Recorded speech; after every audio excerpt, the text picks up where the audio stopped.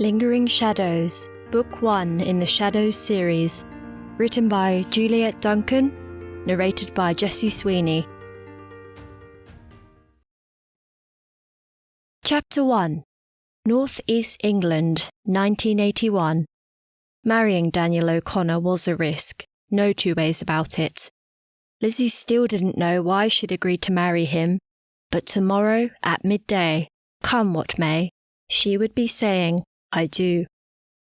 Although impetuous, she was also loyal, and while her actions were highly irregular, she would see it through, and she would be a good wife to Daniel, regardless of what anyone thought. And she'd prove her father wrong. She would also ask God to bless their marriage, even though Daniel didn't yet share her beliefs. The past week had been busy, keeping her mind off tomorrow, and now she had to collect Sal, her best and most loyalist of friends, from the station. Lizzy glanced at her watch and tapped her fingers on the steering wheel as the traffic stalled in front of her.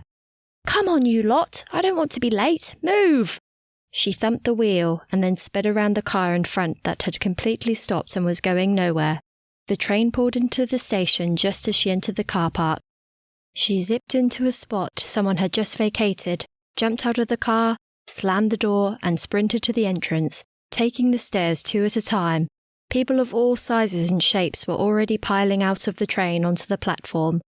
But Sal's carrot-red hair stood out amongst the crowd, making her easy to spot. "Sal!" Lizzy waved and called out, not worried in the slightest what the people around her would think. Running down the stairs against the general flow of traffic, she bumped into anyone who wasn't fast enough to get out of her way, and almost knocked Sal off her feet when finally reaching her. She threw her arms around her best friend with uncontrolled abandon. "I'm so glad you could make it, Sal. It's great to see you." Lizzy whirled her around and hugged her again. "Wow, Liz, it's great to see you too. But it's only been 3 months. Sal drew her eyebrows together and tilted her head slightly, curiosity loitering in her smile as she searched Lizzy's face. "Are you okay?" Lizzy pulled back, annoyed at Sal's perception. "Of course I'm okay. What makes you think I'm not?" "Oh, you just seem a little on edge." Lizzy's eyes narrowed and her lips flattened into a thin line as she picked up Sal's dark brown carryall. "I'm fine." "Okay then." Sal glanced at Lizzy from the corner of her eye before tucking her arm through the crook of Lizzy's elbow as they walked back along the platform. "I still can't believe you moved all the way up here. Couldn't you have gone somewhere just a little closer?" "You know why I did." Lizzy breathed in deeply. "Oh, but Sal, I do miss home." Lizzy fought back the sudden tears that pricked her eyes and then turned her head to Sal, a forced smile planted on her face. "But enough of that.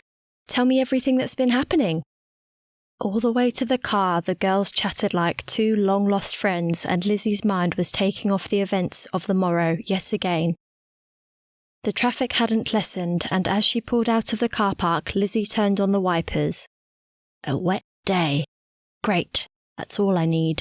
She slammed on the brakes as the car pulled out in front of her and blasted the horn while she shouted at the driver. A futile exercise, but it made her feel better. Her nerves were a little on edge. "You haven't told your parents yet, have you?" Lizzy bristled and held the steering wheel a little tighter. "Why did Sal have to bring my parents up?" She shook her head without looking at Sal.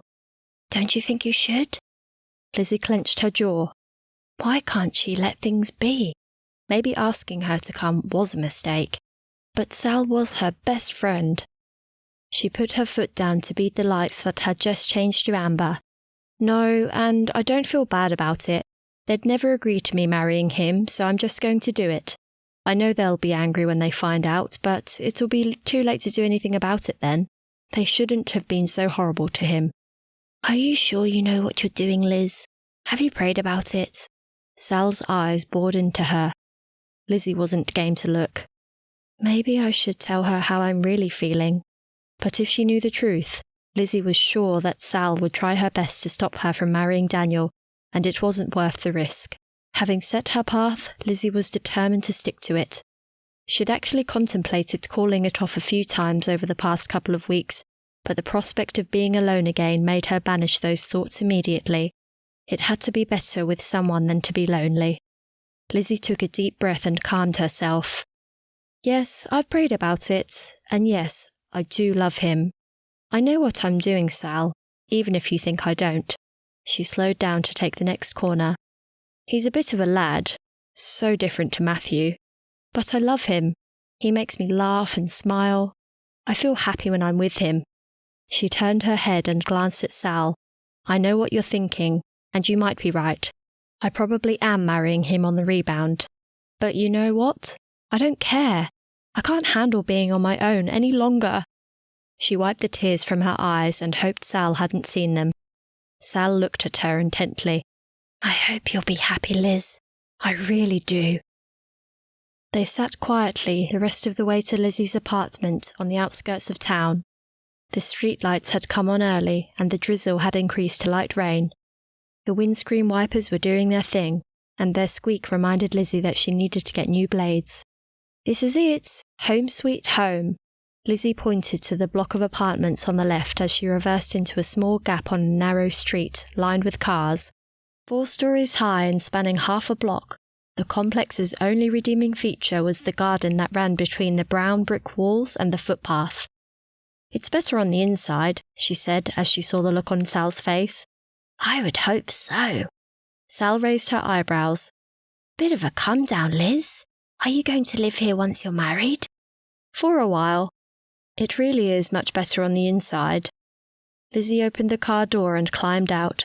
She zipped her jacket and covered her head with its hood before grabbing Sal's bags out of the boot and directing her up the flight of stairs. Opening the door to the apartment, she held her breath as she waited for Sal's reaction. Wow, Liz, you weren't wrong. This really is nice. Sal entered the living room and fell onto the new sofa Lizzy had picked up recently at a sale. You always did have an eye for nice things. Thanks, Sal. Lizzy's face expanded into a broad grin. I'll put these in your room and then I'll make us a drink. Lizzy placed Sal's bags in the spare room and then busied herself making a cup of tea. She glanced at the clock. Daniel would be here any minute. Liz, I know you told me he was good looking, but you didn't tell me how much. Shh, he'll hear you. Okay, I'll just sit here and drool. He is pretty cute, I have to agree. Lizzy laughed and glanced over to where Daniel was standing at the bar, and her heart warmed. Maybe she did love him after all. Here you go, my lovelies. 2 shandies with flair. Daniel placed the glasses on the table and winked at Sal. Daniel, you shouldn't do that. What will she think? Lizzy said with a laugh in her voice. Oh, go on, he said in his best Irish accent. I was just having a bit of fun. It's okay, Liz. Sal patted Lizzy's leg and looked up, a warm smile on her face. Thank you, kind sir. My pleasure. He bowed and then took his seat beside Lizzy. He placed his arm around her shoulders and pulled her close. She didn't resist. Instead, she snuggled closer. Good of you to come up for the wedding, Sal, Daniel said. Lizzy's told me a lot about you. Has she just? Sal glanced at Lizzy with a glint of mischief in her eye. And what exactly has she been saying? Oh, only good things, Daniel replied. I'm pleased to hear that, Sal said. And what has she told you about me? Daniel raised his eyebrows. Sal hesitated and stole a glance at Lizzy before replying. Only good things. Both girls burst out in laughter at Sal's attempt to copy his accent. Lizzy sat up and smiled at Daniel. As their eyes met, a tingle of excitement ran through her body. Cheeky he might be, but he was also lovable, and he was going to be her husband. Come on, you two, you'll have enough time for that tomorrow, Sal said. Lizzy turned her head and grinned at Sal. Yes, you're right. Let's order, shall we? As Lizzy laughed and reminisced with Sal over dinner, her heart lightened and her anxiety over her forthcoming wedding lessened. For a while, at least. When she climbed into bed a few hours later, however, her active mind kept her awake. Did she really know what she was doing?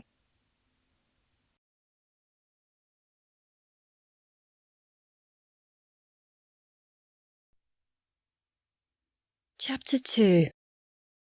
Lizzy woke early from her restless sleep and peeked out the window. The sun was nowhere to be seen, just thick black cloud hovering in the sky, just like the cloud that hovered in her heart. She propped her pillows behind her and sat up. She reached for her Bible but could only stare at the cover. What if she read something she didn't want to hear? No, she couldn't risk that. Closing her eyes, Lizzy tried to pray, but instead she drifted off to sleep. She woke with a start when Sal placed a cup of tea on the dresser beside her bed some time later.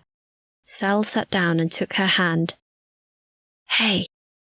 Hey yourself. Lizzy looked at her friend and smiled warmly.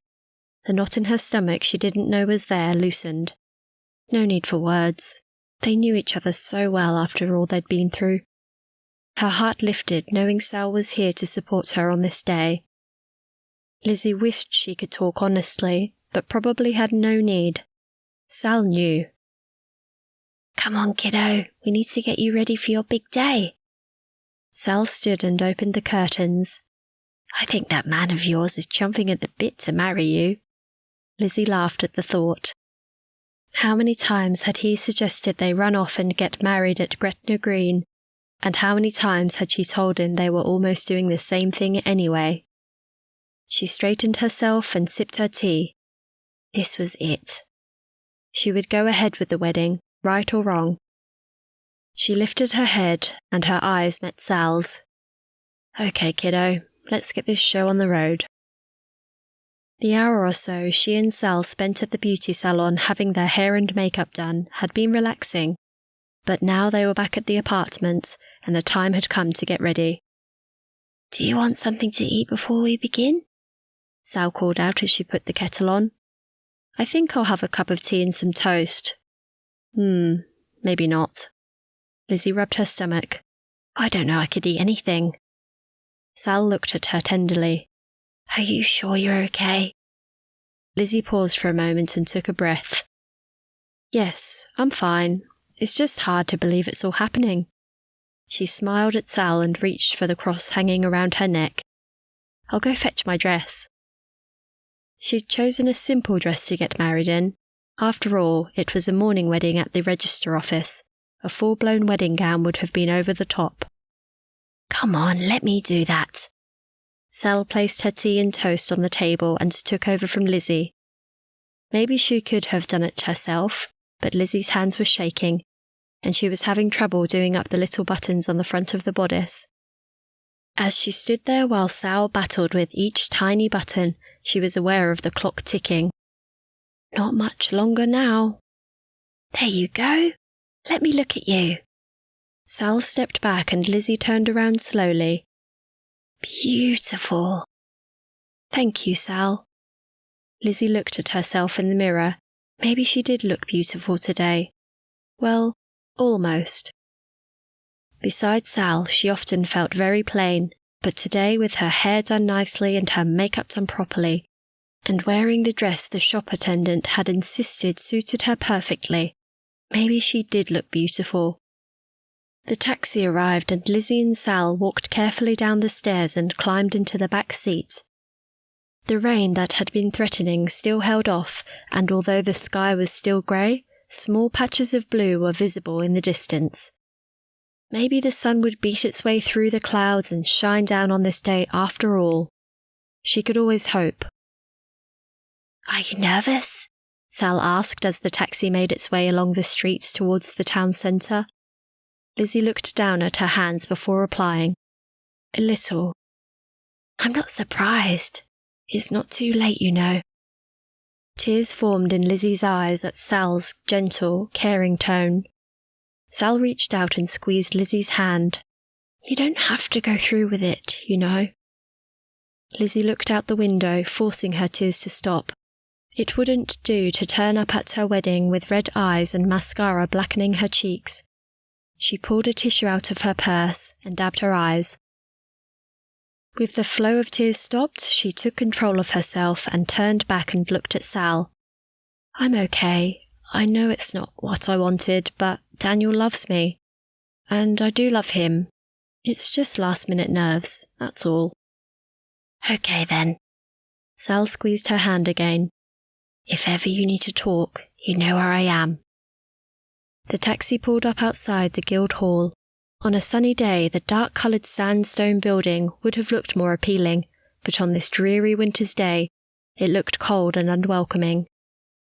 A sudden gust of wind hit as they alighted from the cab. Lizzy shivered and pulled her coat tighter. This is a beautiful old building, Liz, Sal said as they entered the foyer. Looking around at the plush furnishings and artwork, Lizzy had to agree it was indeed a much nicer building inside than out. Sal's gaze settled on Lizzy. She stepped closer and tucked a piece of hair that had been blowing in the wind back into place. Are you sure you're okay, Liz? Last chance. Lizzy stood steadily and reached for Sal's hand. Yes, I'm sure. Let's go find everyone. They found the small room that had been allocated for the ceremony without any problem. Before they entered, Lizzy stopped and inhaled deeply. For a moment, she wanted a crystal ball. Was she doing the right thing? Was she really ready for this? Neither she nor anyone else had one, so she held her head high and entered the room with Sal beside her. The first person she saw was Daniel, always the life of the party. Today was no different. The fears of her heart melted away when he winked at her. She looked into those cheeky blue eyes and saw the man who had swept her off her feet only months before. She had first laid eyes on him at his cousin Nessa's 30th birthday party, a fine autumn evening. Lizzy had been looking forward to getting out after being housebound with all her schoolwork. Nessa had befriended her at church and was keen for her to make some friends. This was the perfect opportunity, she'd said. The party began with cocktails in Nessa's garden. Lizzy wore a long Indian-type skirt and felt almost bohemian. She stood with Nessa chatting to a couple of girls she'd just been introduced to when Nessa called a dark-haired young man over to join the group. Everyone, this is my cousin Daniel from Belfast. Daniel, this is Susan, Lizzy and Brianna. Pleasure to meet you, lovely ladies. He bowed with a flourish and then asked if he could get the girls a drink. Thanks, but I'm okay at the moment, Brianna replied. Lizzy just shook her head and laughed. She'd never heard such an intriguing accent before. She thought it suited him. He was far too attractive just to sound normal. How long have you been here? Susan asked. Oh, going on 2 weeks now. Bonny place. You really think so? Brianna asked. I've always thought it was a rather boring backwater-type town myself. I guess it's what you compare it with. I think it's grand. There's the river, and the sea not far away, and the pubs, a lot of pubs. He cocked one eyebrow and grinned. Are you girls from here? He looked at each of the girls in turn, but his cheeky eyes caught Lizzy's, and she was mesmerized by them for a fleeting second. She let out a huge breath when Susan answered first, because it took her a moment or two to gather herself. Susan and Brianna had both replied, so now it was her turn. She didn't want to tell him she was from the south, but Lizzy figured he'd know as soon as she opened her mouth. Oh, we got a posh one here. His eyes sparkled and then he winked at her. I'm not really. Lizzy lifted her chin to a haughty angle and glared at him. My family might be, but I'm not. I'm just an ordinary person doing an ordinary job. Posh and fiery. And what job might that be? I'm a teacher. She looked him straight in the eye. That's a grand job. Teachers are the backbone of our society, don't you agree? Susan and Brianna both nodded. They appeared to be fascinated by this gregarious, cheeky man. But it was Lizzy he was interested in, so it turned out. He took her arm when dinner was announced and led her to a table where they dined together and engaged in friendly banter for the next hour or so. When the music started, he led her to the floor and literally swept her off her feet.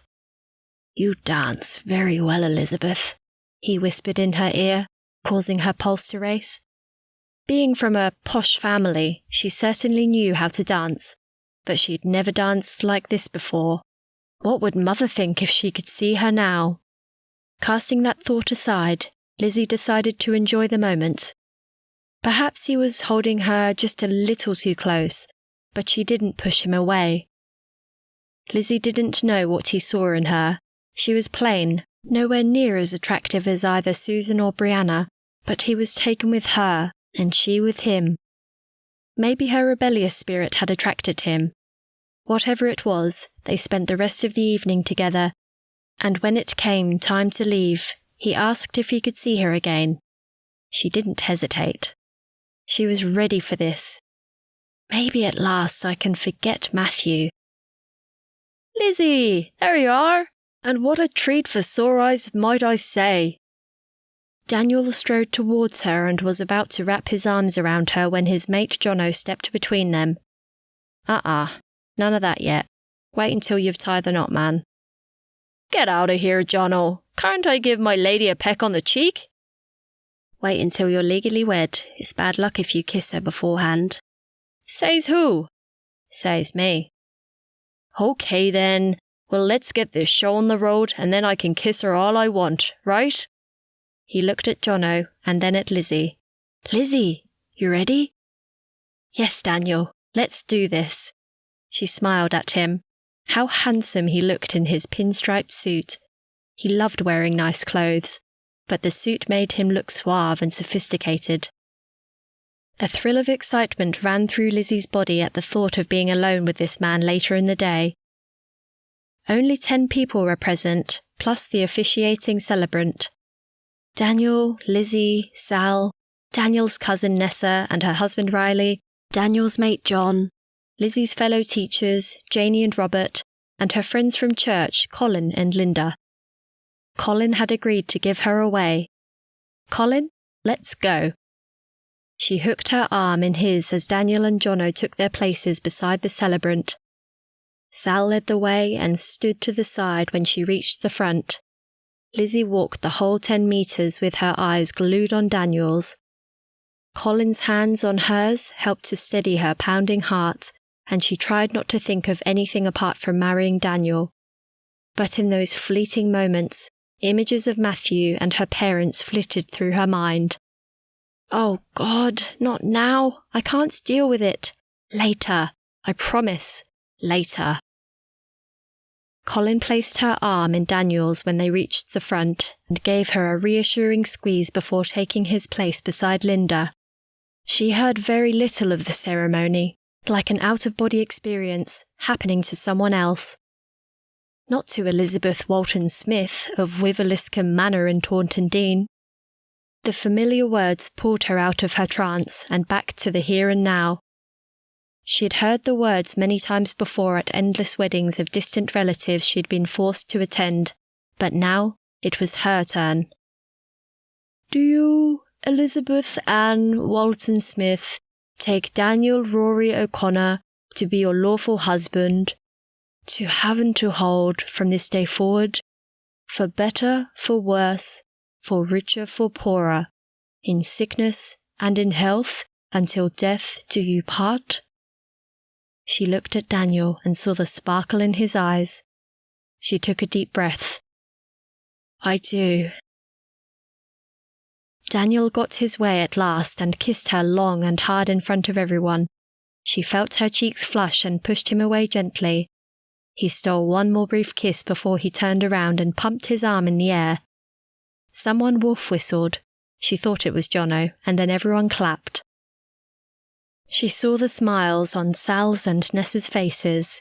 It was real. It had really happened. She was now Mrs. Elizabeth O'Connor. The wedding breakfast was a noisy occasion. Daniel was in his element, and Lizzy could tell he was happy. He kept hugging and kissing her and whispering words in her ear that made her blush. She knew it wouldn't be long before he'd want to leave, but to be honest, she wasn't in that much of a hurry now the time had come. Sal sat on the side of her, looking stunning in her green suit. Lizzy reached out and squeezed her hand. "I wish you could stay longer, Sal."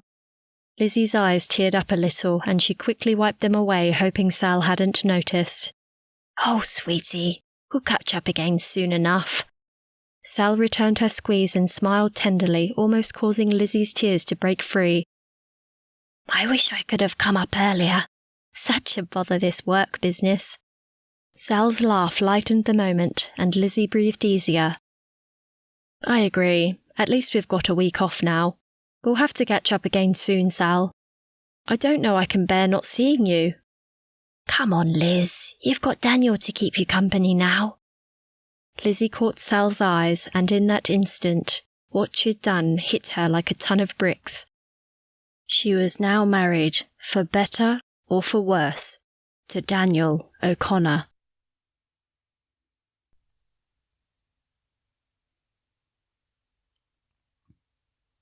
Chapter 3. Daniel and Lizzy left soon after. Daniel had planned their honeymoon, and all he'd told her was not to bring much. That wasn't very helpful, so she'd packed for almost all possibilities just in case. As it turned out, she really didn't need much at all, as they stayed in their hotel room most of the following week. He was a skillful lover, tender and kind, and their first week together was bliss. Lizzy had never imagined that married life could be so wonderful. Her mother had never spoken to her about what happened behind closed doors. The limited information she had as they began their marriage had been gleaned from the odd magazine and hushed whispers amongst her circle of friends at university. Never in her wildest dreams had she thought she could be so close to another human being. They ventured out once or twice to get some fresh air, but the chill wind of the northeast coast soon drove them back inside into the warmth of each other's arms. The week passed all too quickly, and before long they headed back into town to start their real life together. Not once had she thought of Matthew. "Come on, Daniel, I'm going to be late." Lizzy grabbed her coat off the hook and opened the door. "I'll go without you," she called out playfully. "Coming, just give me a minute." She looked back inside and saw him tying his shoelaces. His hair was rumpled and his shirt still undone, and as he stood, the sight of his bare chest made her insides quiver. She almost forgot she was in a hurry. "I'm sorry, Lizzy, I'll be right there." He raced into the bathroom, and she soon heard water splashing and thought with dread about the mess he was making. Living with a man was certainly different to sharing a flat with a girlfriend, but it did have its benefits. Her mind started to replay their lovemaking of the previous night whilst she stood at the door waiting for him. Daniel had completely won her over with his constant tenderness and eagerness to love her at any hour of the day or night. It was no wonder he slept in. "Well, come on then, what are you waiting for?" He snatched a quick kiss as he flew past her. Lizzy locked the door and ran down the steps, catching him as he reached the car. She threw him the keys. "You'd better drive today, I might be finishing late this afternoon." They climbed into the car and took off towards Hull Elementary. She looked at her watch. They might just make it. The traffic seemed to be getting worse every day, but maybe it was because they were late every day. She'd never been late to school when she was single, but now, most mornings, the bell was ringing as she jumped out of the car and sprinted to the classroom in an effort to beat the children. Lizzy's preparation was suffering. How long would it be before she was spoken to about it? She muddled her way through each day, but she wasn't doing the best she could. Now Kids Club was starting up again. Why had she agreed to it? Lizzy raced yet again into the classroom just ahead of the children. "Good morning, class." Lizzy stood with her hands on her hips, taking a number of slow, deep breaths, and surveyed the class of 8-year-olds standing before her. "Good morning, Mrs. O'Connor." Her heart jumped as she once again heard the name. Still not used to it, every time Lizzy heard it, she thought of Daniel. A mental image of him pushing a trolley at the hospital flitted through her mind. It was the perfect job for him. He lit up anxious people's lives every day with his wit and humour, and he could whistle and sing as much as he wanted. The faintest of smiles played on her lips at the thought. Take a seat, class. She opened the folder on her desk and glanced inside. Normally she would have asked them to sit quietly, but this morning she let them talk amongst themselves for a few moments while she planned the day. Daniel arrived before Kids Club had wrapped up. He leaned on the doorframe of the activities room as she sat in front of the children, strumming her guitar whilst they sang a song she'd just taught them. His arms were folded, and the twinkle in his eye suggested he was enjoying himself. The children gave her a strange look when she stumbled over some words and played the wrong chord. Drat him for having this effect on me! She tried to concentrate on the job at hand, all the while aware of him taunting her from the back of the room. At the end of the song, the children turned around when they heard clapping. Lizzy shook her head as he came closer. That was lovely, children, and Mrs. O'Connor. She knocked the music stand over in her hurry to get up. Children, Lizzy sighed and straightened her skirt. This is Mr. O'Connor. Say good afternoon. Good afternoon, Mr. O'Connor, they all said in a sing-song chant. And good afternoon to you too, he replied in a similar fashion, making the children laugh. What are you doing? She whispered sharply. Just thought I'd come and meet some of your little prodigies. That's all right, isn't it? Not really. She turned her back so the children couldn't hear her. Best if you wait outside in the car. We're finishing up now. She leaned closer. I could get into trouble with you here. Okay, I'll go. Don't stress your pretty little head. Bye, children. Nice to meet you. He waved as he walked back the way he came. Nice to meet you too, they all called out. Miss, he sounds funny, a little blonde-haired girl said after he'd gone. They all laughed again. He's Irish, that's why, Lizzy said, quickly tidying up and dismissing the children. The parents were all waiting outside, and once the children were handed over safely, Lizzy headed for the car. She had calmed down a little by the time she reached it, but she still gave Daniel a good talking to. You can't just do that. You can't walk into a classroom full of children and take over. She folded her arms and glared at him. There, Lizzy, I'm sorry. I just couldn't help it. I heard your sweet voice and the guitar music, and it drew me in. I won't do it again, I promise. The twinkle in his eyes got her again. How did he manage it?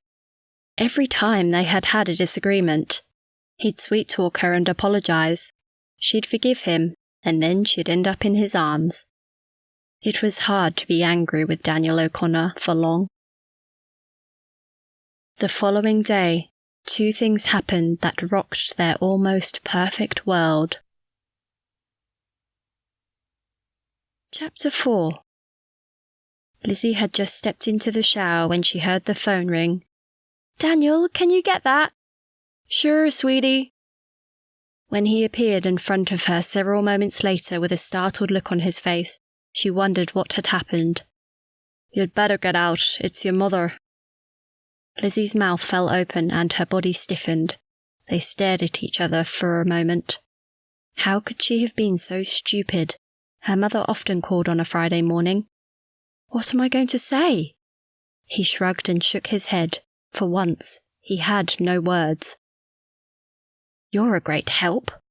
She walked past him and picked up the receiver, taking a deep breath before speaking. Mother, how are you? I'm fine, thanks. How are you, Elizabeth? Fine. Her mother wasted no time. What's he doing there at this time of the morning? I'm surprised at you, Elizabeth. We brought you up better than that. It's not what you think, Mother. I thought we'd made it clear he was no good for you. Your father and I hoped we'd seen the last of him. No, Mother, we're still together. I have to say I'm disappointed, Elizabeth. What was new? She always seemed to disappoint her parents. I'm sorry to let you down, Mother. Very well, then. I was calling to say that your father and I would like to see you next Saturday on our way up to Edinburgh. Maybe we could have luncheon together. Lizzy paused before she answered, her mind racing as she digested this request. It would be nice to see you, Mother. But Daniel will need to come. I hope you'll be okay with that. No, Elizabeth, please don't bring him. You know what your father would be like. We'd much rather have luncheon just with you. Well, I'm sorry, Mother, but I won't come without him. She heard her mother sigh on the other end of the line. Silence hung in the air between them. Lizzy pressed her hand hard against her chest and felt for her cross. If that's the way it has to be, I guess we'll just have to tolerate him. Lizzy rolled her eyes and looked at Daniel. Thank you, Mother. Do you have anywhere in mind? You choose, but make sure it's a reputable place, will you? Yes, Mother. I'll find somewhere suitable. And with that, she ended the call. Lizzy held the receiver in her hand for a moment before replacing it. It had to happen eventually, but she'd successfully avoided having to tell her parents the truth for 3 whole months. There was no escaping it any longer. Daniel stood and stared at her, his eyes wider than normal. What did she say? Lunch next Saturday. They're going to stop in on their way up north. And what did she say about me? Lizzy hesitated. How could she repeat her mother's words to Daniel? Why did her parents always consider themselves to be above everyone else? What right did they have? She said it would be all right. That's a lie, Lizzy, I can tell. What did she say? Lizzy grimaced and took a deep breath. She'd have to tell him. She said they'll have to tolerate you being there. Tolerate? Who do they think they are? I've a good mind to give them some of their own back. Oh, Daniel, don't be like that. She reached out to him, but he pushed her away. You know what they're like. We've just got to be better than that and not let them get to us. She reached out again, but this time he backed away. We're going to have to tell them. We can't put it off any longer. He turned and thumped his hand against the wall.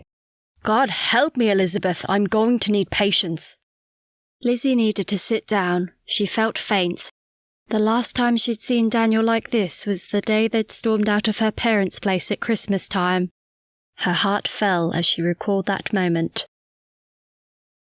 It wasn't as if he'd done anything wrong. Her mother and father, particularly her father, were snobs. How they professed to be Christians was beyond her. They were an intimidating couple at the best of times. She thought Daniel had handled himself very well, but they'd obviously thought differently. He's just an uncouth Irishman, Elizabeth, her father had said as they stood in the morning room where she'd been summoned half an hour earlier. I don't know why you're wasting your time with him. She held her hands together to stop them from shaking. His cold eyes were fixed on hers, and he looked her up and down before continuing. For God's sake, Elizabeth, we've brought you up better than this. Find yourself a real man for once. Roger threw his hands up in despair. First you gallivant around with a theology student, and now you degrade yourself with this. He turned and looked at her mother, who'd been standing there allowing him to continue with his tirade. Lizzy was disgusted. You deal with her, Gwyneth. I can't handle this ludicrous nonsense. Lizzy glared at her mother and dared her to continue. It's not that we don't like him, Elizabeth. It's just we think you can do much better for yourself. Don't we, dear? Her mother's subservience to her father angered her so much. Lizzy breathed deeply and tried to control herself. How dare they talk about Daniel like that? She shook her head in disgust and turned away. He's not welcome here, Elizabeth, her father said sternly. Don't bring him back. Don't worry, I won't. She strode across the room and slammed the door behind her. Despite her outward bravado, her hands shook and she burst into tears as she fled for the sanctity of the garden, which was where Daniel found her. What's wrong with you, sweet girl? She turned her head so he couldn't see her face, but he sat beside her on the garden bench and made her look at him. More tears fell, and he wrapped her in his arms. Lizzy sobbed into his chest, unable to speak. She didn't want to tell him about the confrontation she'd just had with her parents. They could be so horrible. What wasn't there to like about Daniel O'Connor? He was funny and outgoing, he was friendly and courteous. He might have drunk a little too much at dinner, but she put that down to nerves. Who wouldn't be nervous about meeting Roger and Gwyneth Walton Smythe? Her sobbing eventually eased, and she lifted her head. Daniel handed her a handkerchief, and she dried her tears before facing him. She studied his curly hair and his crystal blue eyes. Why did her parents have to ruin everything? She reached out and gently caressed his face with the back of her hand. We've got to leave, Daniel. Why? What's happened? The concern in Daniel's eyes warmed her heart. She felt for the cross hanging around her neck. I've just had words with Mother and Father. He tilted his head and narrowed his eyes. What about? She shook her head. How could she tell him? No, I don't want to repeat it, Daniel. Let's just go. Lizzy gritted her teeth and dug her fingernails into the palms of her hands. Their eyes locked together for what seemed an eternity. Was it about me? Daniel finally asked. Lizzy lowered her eyes and nodded. Tears began to well up again, and one after the other rolled down her cheek. What did they say, Lizzy? She sniffed and wiped her face before slowly lifting her head. She couldn't speak. Daniel's eyes had darkened and his brow was furrowed. Lizzy's heart thumped in her chest. What would his reaction be if she told him? She couldn't imagine him accepting it happily. Who would? Maybe she should just tell him, get it out in the open. It said more about her parents than anything else, although it would still be hurtful. Lizzy? Daniel tilted his head. She breathed in deeply and swallowed. Oh God, please help me. They said I'm not to bring you back here. Daniel leaned back and placed his hands on his thighs. His face darkened and his whole body tensed. Lizzy waited for the explosion. The two-faced hypocrites! Who do they think they are? I've been nothing but nice to them. If they didn't like me, they should have told me to my face, not via you. I've a good mind to have it out with them. He jumped up and pummeled his fist into his other hand. A vein in his forehead pulsed. She pulled on his arm. No, Daniel, let's just go. It would only make it worse if you saw them.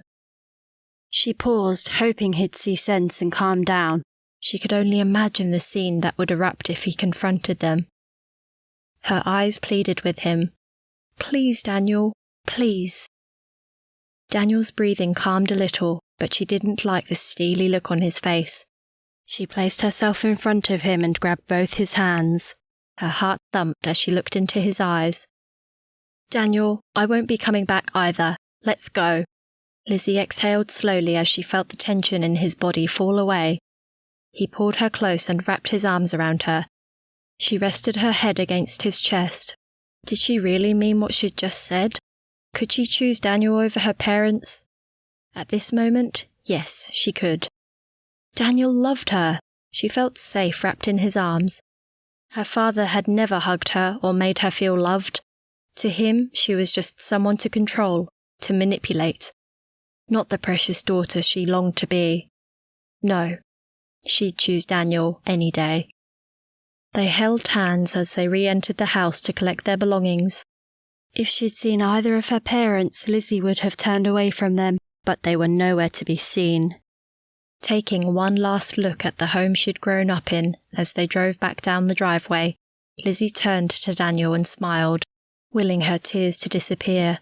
Just outside the gates of Wiveliscombe Manor, Daniel stopped the car and took her hands in his. She looked at him with puzzled eyes. What are we doing, Daniel? Shh. He lifted his right hand and slid a finger along her chin and traced her face slowly, all the way to the corner of her eye. The touch of his finger made her weak. Lizzy, I love you. I feel very honoured you chose me over your parents. I hope you won't regret it. Lizzy shook her head slowly, captivated by his mesmerising eyes. From the moment I saw you at Ness's party, I knew you were the one for me. I know your parents don't think I'm good enough for you, but Lizzy, I love you.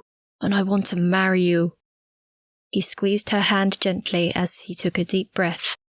"Lizzy, will you marry me?" Lizzie's mouth fell open and her hand flew to her chest. "Oh, Daniel, do you really mean it? Are you really sure?" She could hardly speak. "Sure as I could be about anything." She gazed into his eyes. Was this really happening?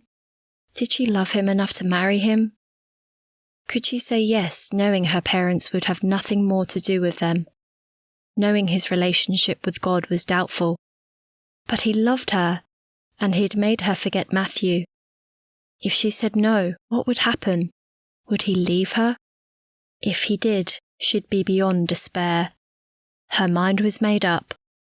"Yes, Daniel, I'll marry you." Lizzy pulled her towel tighter and looked up at Daniel, her eyes pleading with him to calm down. "It had to happen sometime, Daniel. We knew that. We couldn't hide it forever." Her gaze lowered to her wedding ring. What would they say? Daniel pulled her up and wrapped her in his arms. "I'm sorry, sweet girl," he whispered as he kissed her neck. "We'll get through this." It was going to be a long week, but at least they had each other. The other event was much happier. Unbeknown to Daniel, Lizzy had booked a doctor's appointment for that afternoon. She'd told him she'd be a little late as she had a few errands to do, and that she'd make her own way home. She had her suspicions. She'd been sick just about every morning for the past 2 weeks, although she'd tried to hide it from Daniel. Lizzy poured herself a second glass of water while she waited in the doctor's surgery.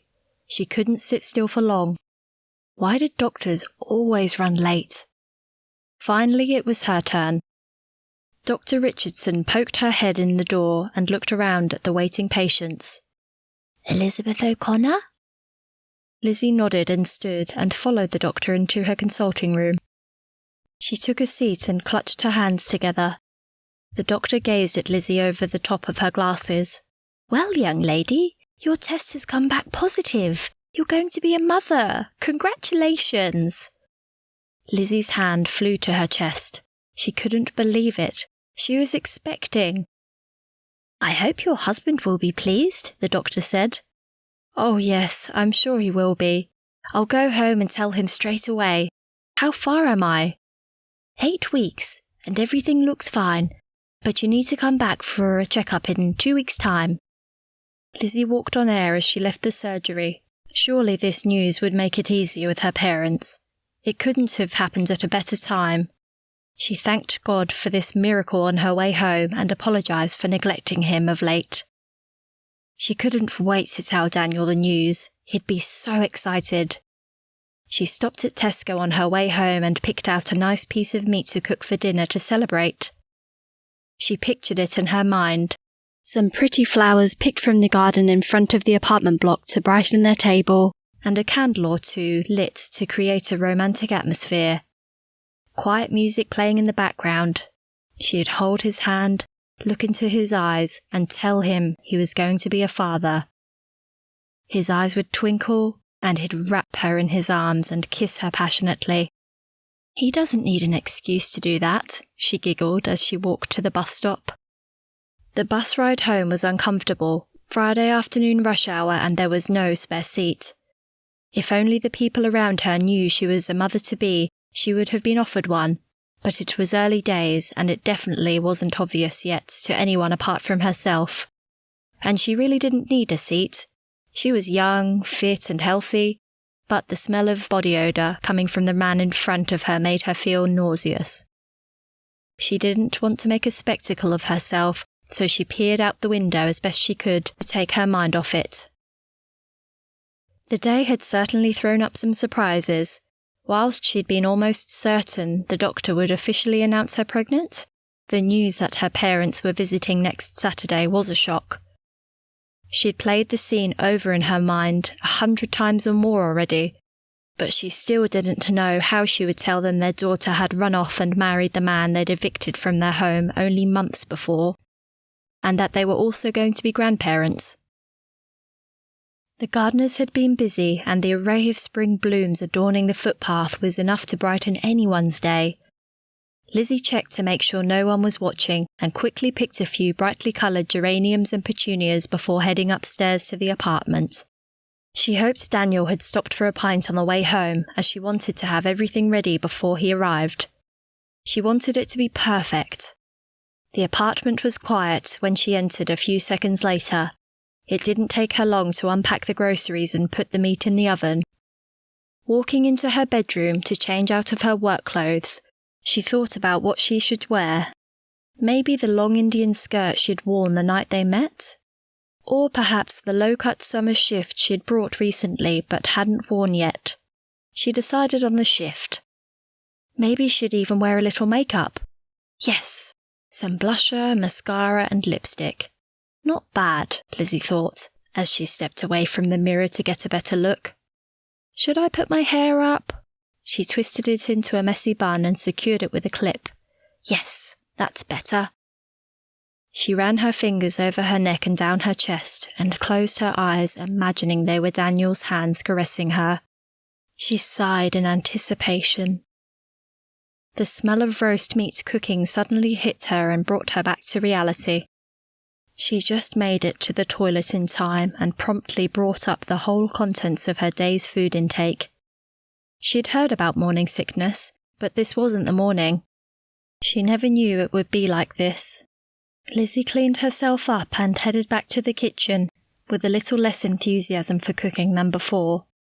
Nevertheless, she still had important news to impart to Daniel, and so she set about preparing the vegetables and the table in readiness for his imminent arrival. She checked the clock. He should be home any minute. One last glance in the mirror. Yes, she still looked okay. A little pale maybe, but still more attractive than normal. She put on her favourite music, the one they often made love to. She thought with a giggle that they might not even make it to the table. She glanced at the clock again and checked the meat and vegetables. Very nicely cooked. Maybe she should cut the meat and have it completely ready. It wasn't a job she liked, but she thought she could do it this time. Lizzy put her apron back on and carefully took the meat out of the oven and placed it onto the cutting tray. She attempted to control her breathing as another wave of nausea hit her. There was nothing left to bring up, or so she thought. Once again she just made it, but this time she just heaved liquid into the toilet bowl. She almost cried. When will Daniel be home? The key in the door woke her, and she pulled herself up with a start. Lizzy didn't know what time it was, but she knew it was late. She'd turned the lights off hours before, and she must have fallen asleep in front of the television. She touched her eyes and knew they were puffy without even looking at them. Her hair had fallen out of its bun and hung loose around her shoulders. And then she remembered. Daniel hadn't come home for dinner. She peered at him through the semi-darkness. He was trying to take his boots off. He was struggling, but she didn't get up to help. He was drunk. Tears rolled down her cheeks. Their perfect evening had been ruined. He staggered towards the couch and stopped suddenly when he caught sight of her. Lizzy! His whole body swayed. You startled me, girl. What are you doing up? He lurched forward and almost fell on top of her. She quickly moved out of the way before he landed on the couch beside her. He was a mess. She recoiled from the smell of cigarette smoke and alcohol that oozed from his body. Lizzy had never seen him like this before. In fact, she'd never in her whole life been this close to an intoxicated person. She didn't like what she saw. This wasn't the Daniel she knew and had fallen in love with. She swallowed hard and fought back her tears. Where have you been, Daniel? Lizzy narrowed her eyes and breathed heavily. Just having a few drinks with the boys. He reached out for her arm, but she pulled away. I think you've had more than a few, and you can leave me alone, thank you very much. Oh, Lizzy, I love you when you're angry. His eyes closed momentarily, but then opened with a start. I won 10 quid. Well, that's nice. On what, may I ask? I beat the boys at pool, who should have seen me. His eyes closed again. She thought he'd fallen asleep, and she inched herself away from him. She'd almost made it when he grabbed her and pulled her on top of him. Not so fast, Mrs. O'Connor. His breath on her face made her queasy. You haven't finished for the night. Come here and give your old man some love. Lizzy recoiled as he fondled her breasts and tried to undress her. She resisted as much as she could, but he was strong, stronger than normal. Maybe it was the drink. She succumbed and gave him what he wanted, but her heart and body were numb. Chapter 5. During Lizzy's disturbed night, images of Matthew floated through her mind and she didn't stop them. In fact, she relished them. Somehow they helped that horrid night to pass. Matthew would never have come home drunk. He didn't drink. Lizzy allowed herself to relive the week she'd spent at his home in Portsmouth almost 3 years ago. Having counted the days until she could see him again, Lizzy's heart burst with anticipation and excitement as the day finally came, and she drove the 100 or so miles from her family home in Taunton, where she'd spent most of the summer break, to Portsmouth, where his mother lived. She tried to calm the butterflies in her stomach as she parked her car in front of his home, a semi-detached, less than 10 paces wide, 3 streets from the harbour. For a few moments, Lizzy sat and studied the house, pulling herself together before she climbed out of the car and walked to the front gate. A whiff of fresh paint suggested Mrs. Carter, Hilary, had been doing some last-minute preparations for her visit. Taking a deep breath, Lizzy straightened her skirt and rang the bell. Her eyes lit up as Matthew opened the door. They gazed at each other for a moment, and then he smiled and hugged her. All the tension in Lizzy's body floated away as she hugged him back. So good to see you, Lizzy. His eyes sparkled and Lizzy's heart warmed. Come on in, Mum's waiting to meet you. He took her hand and she followed him into the tiniest kitchen she had ever seen. Well, apart from the one in her bedsit accommodation at college, but that didn't count. And there she was, the mother she'd heard so much about.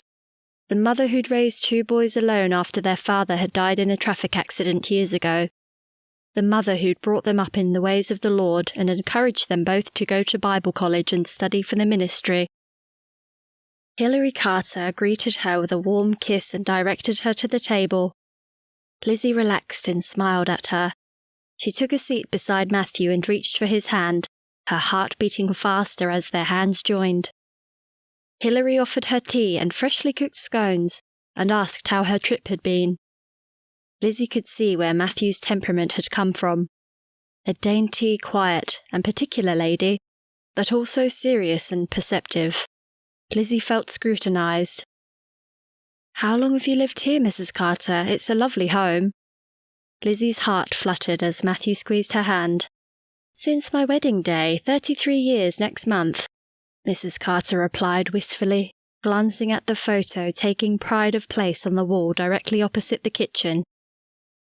Let me show you to your room, dear. Lizzy followed her up the stairs with Matthew trailing behind. The room was tiny and so close to Matthew's. She sighed in frustration. It wouldn't be a problem. They rarely got any further than holding hands. The week passed all too quickly. Every morning they ate their breakfast at the small round kitchen table. No radio, no television, no children. Occasionally she caught Matthew's eyes and her heart exploded with love for him. Sometimes their legs touched under the table, but she was unaware of his mother noticing any of this. They spent the week wandering around the harbour, discovering hidden coves and all sorts of remnants left over from the war. They read, talked, played games, and occasionally watched television. But it was the memory of their last night together that brought tears to her eyes. Come on, Lizzy, let's go for a walk. Matthew stood suddenly and grabbed her hand after dinner that night. She looked at him quizzically and jumped up and followed him to the door. Won't be long, ma'am, he called out to Hilary in the back of the house. This is unexpected, but nice. Lizzy snuggled closer as they strolled arm in arm along the street. The night air carried a slight chill, a wonderful excuse to cling to him. They reached the park, running along the water within minutes. The Gorespot ferry's horn blasted into the night air not far away. Such a busy harbour. The old street lamps shed just enough light on the pathway and cast strange shadows either side. Lizzy thought they'd head towards the main harbour area, but Matthew led her the other way along a path meandering through garden beds filled with perfumed roses and summer annuals. The heady smell assaulted her senses and made her think how nice it would be if he would only stop and kiss her. As she snuggled closer, his arm tightened around her and she breathed in his manly scent. Drawn by the mesmerizing sound of splashing water, they strolled towards the central fountain. Taking a seat near the fountain, Matthew placed his arm around Lizzy and she rested her head on his shoulder. I know this week's been difficult for you, Lizzy.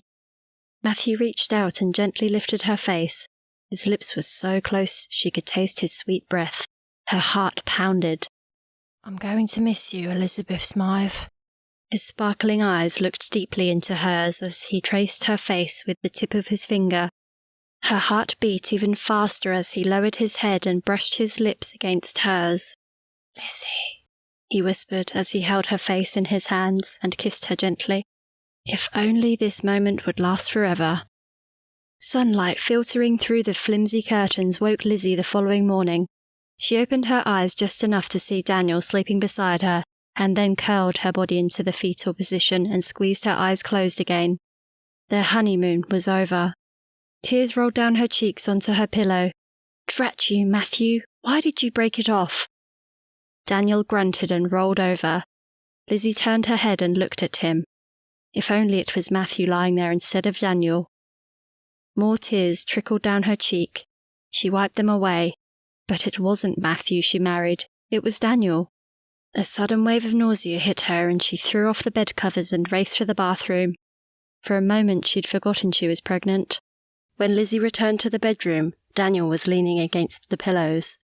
Considering the state he'd been in when he arrived home, she was surprised he didn't look worse.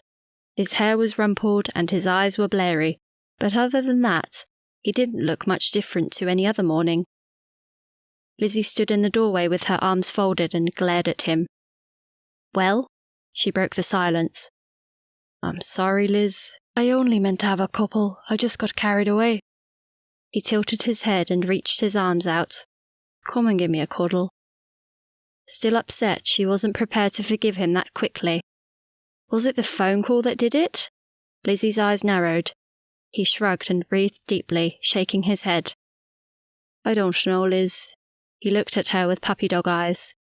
Come here, sweet girl. I'm sorry. Lizzy pursed her lips and sighed before climbing back into bed with him. He wrapped her in his arms and kissed her neck. He lifted his face and looked her in the eye. I really am sorry, Elizabeth. Will you forgive me? He looked sincere. Maybe she could forgive and forget this one time. She nodded and snuggled in close, but chastised herself for letting him off so lightly. As they lay, satisfied in each other's arms a little later, Lizzy sat suddenly and wrapped the covers around her. Daniel, I need to tell you something. What is it, sweetie? He sat up and looked at her with concern in his eyes. Are you okay? Lizzy looked into his eyes and nodded, her face alight. I've just been a little sick in the mornings, you might have noticed. He shook his head, but then his eyes widened. You're not. She nodded her head and grinned, but she was unsure of his reaction. God be with us! I'm going to be a father! Come here, you little beauty! Oh, you precious thing! As she rested her head on his shoulder, tears welled in her eyes. Perhaps if I'd told him last night, he wouldn't have been so rough.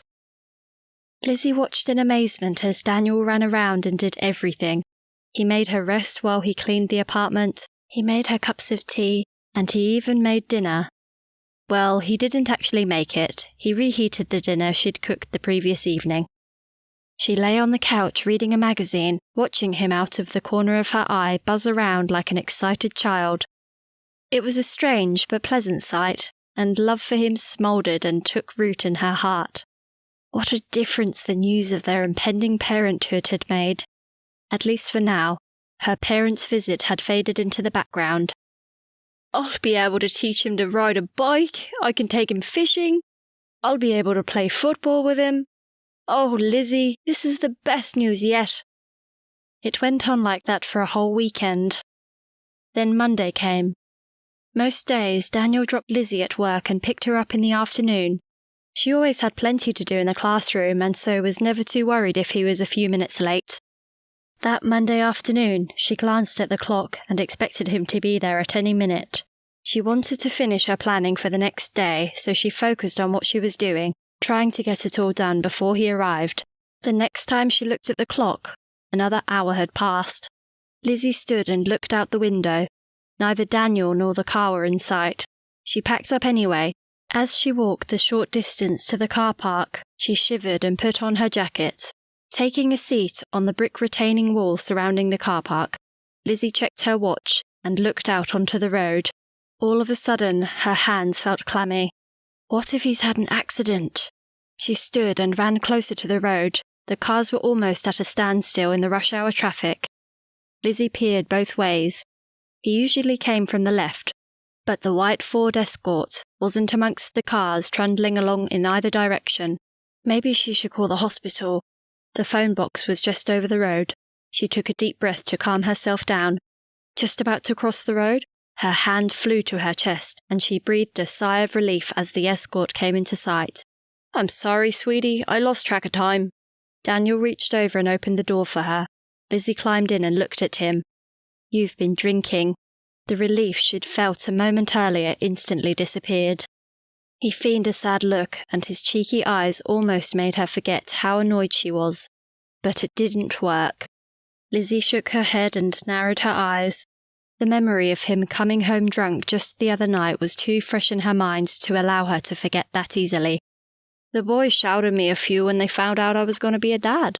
That's all. Don't be angry, Lizzy love. He reached out and squeezed her leg. You'd better let me drive. She climbed out and strode around to the driver's side and opened the door. Come on, Daniel. You're not driving like that. Get out. I do love you when you're angry, Lizzy. He planted a wet kiss on her cheek as he brushed past her. She shook her head and climbed into the driver's seat. She was tempted to drive off without him. Her hands clenched the steering wheel as she entered the long line of traffic. She shot him a glance and gripped the wheel tighter. I hope this isn't going to happen every day, Daniel. He reached out his hand and placed it on her leg. No, Lizzy, it was just a one-off. I won't do it again. He squeezed her leg. She glanced at him again. The cheeky grin on his face made her think she was married to a naughty child.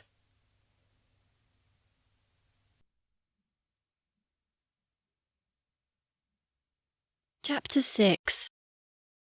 Only it did happen every day. Lizzy grew angrier as Daniel returned later and later as the week progressed. The prospect of her parents' visit weighed heavily on her mind, and she guessed it weighed on Daniel's as well.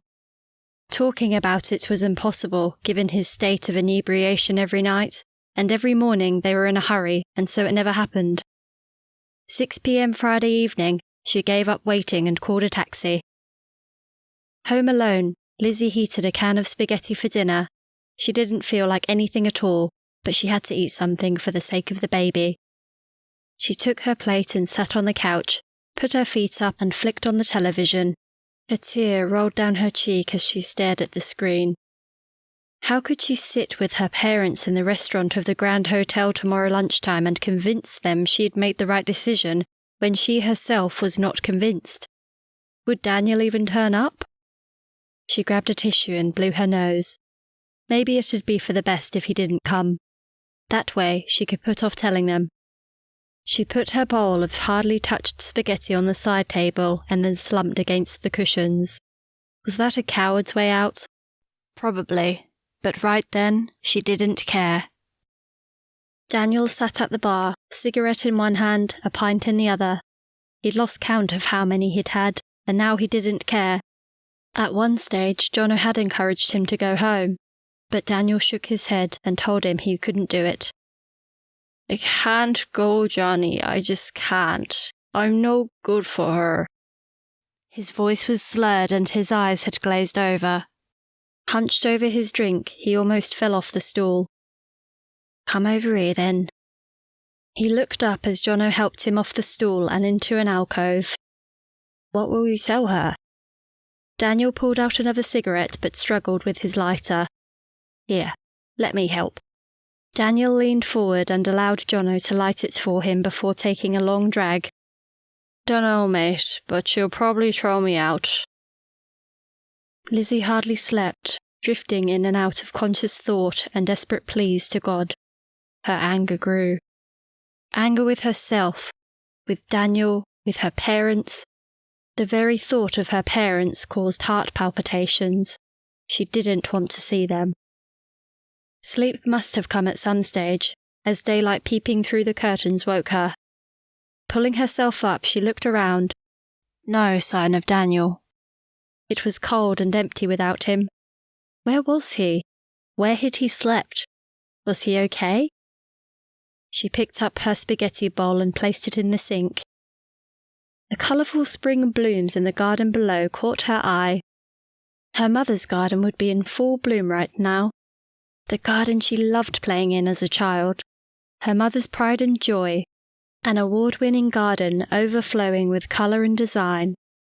A young girl in hot pink lycra jogged past, catching her attention.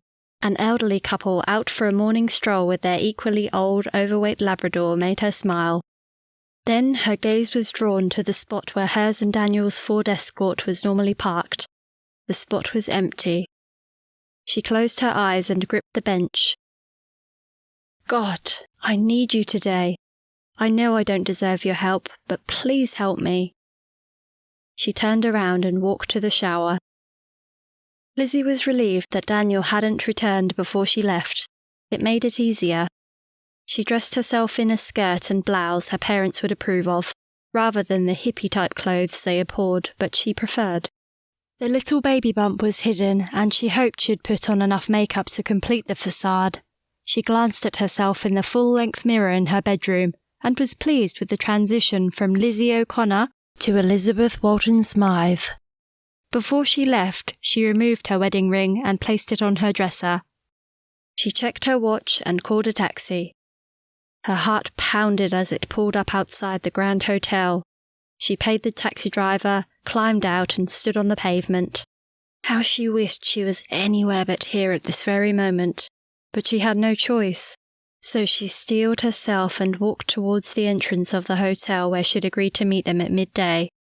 It took a moment for her eyes to adjust to the dim lighting inside, but it didn't take her long to find Roger and Gwyneth Walton Smythe, seated in overstuffed armchairs that looked like they'd been there since the hotel opened 200 years before. Her mother's back was rod straight as always, and her father looked every inch the country gentleman in his tweed jacket and highly polished brown leather slip-ons. She tightened her grip on her handbag and clenched her teeth before stepping forward to join them. Mother! Father! She stood before them, her eyes steady and her face expressionless. Elizabeth, there you are! Gwyneth Walton Smythe stood and smiled warmly at her daughter. She held out her hands. Lizzy took them and then leaned forward, placing a kiss on her mother's cheek. Her father had also risen. Lizzy, aware of his eyes on her, turned and looked at him. Good afternoon, father. Good afternoon, Elizabeth. He nodded at her, but with no welcoming arms. She merely returned his nod. I see you're on your own, her mother said. We had expected to see Daniel with you from what you said on the telephone. Daniel couldn't make it. He sends his apologies. That's very good news, Elizabeth. I have no desire ever to see that young man again, her father said. Let's find our table, shall we? He called a waiter, who led them to their table in the restaurant. It was all so formal. Daniel would have been out of his comfort zone here. Just as well he hadn't come. The waiter removed the fourth place setting and took their orders. The silence was uncomfortable. It had been over 4 months since that day. Their telephone conversation during that time had been civil, but now, face to face, Lizzy was tempted to speak her mind. But no, she had to maintain the facade for now. It also wouldn't be proper to make a scene here. "What are you going to Edinburgh for?" she asked instead. "Your father has some business dealings to attend to, and I thought I would go along for the trip," her mother replied. "It's been a long time since we visited Edinburgh, or been away together, for that matter. We're looking forward to it, aren't we, Roger?" Gwyneth reached out and touched Roger's arm lightly, her eyes seeking his. Lizzy tilted her head, slightly puzzled. What had she seen in her mother's eyes? Could it be longing? "Yes, it's a lovely old city, Edinburgh." Roger sipped his wine and looked Lizzy in the eye. "And you, Elizabeth, what are you doing with your life? I believe you're still cohorting with that good-for-nothing Irishman?" His eye was cold and piercing, but Lizzy held it for as long as she could. "Yes, father, Daniel and I are still seeing each other. I'm old enough to make my own decisions as to who I see and associate with. If I choose to cohort with Daniel, you will just have to accept that." Her heart pounded in her chest, and she couldn't believe she'd just said that, but it gave her strength to continue. "You're wasting your life with him, Elizabeth. You could have done so well for yourself. Terence Alsop still asks after you. He'd marry you tomorrow, I'm sure." "I'm not interested in Terence Alsop or any other highbrowed son of the well-to-do father. You know that."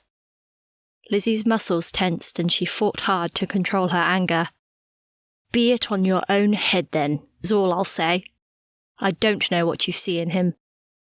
Lizzy held her retort as the waiter arrived with their meals. Her mother had ordered fish, and the smell of it immediately made her nauseous. She took a sip of water. "Oh, God, please help me control this." She herself had ordered the simplest, blandest item on the menu, a chicken sandwich.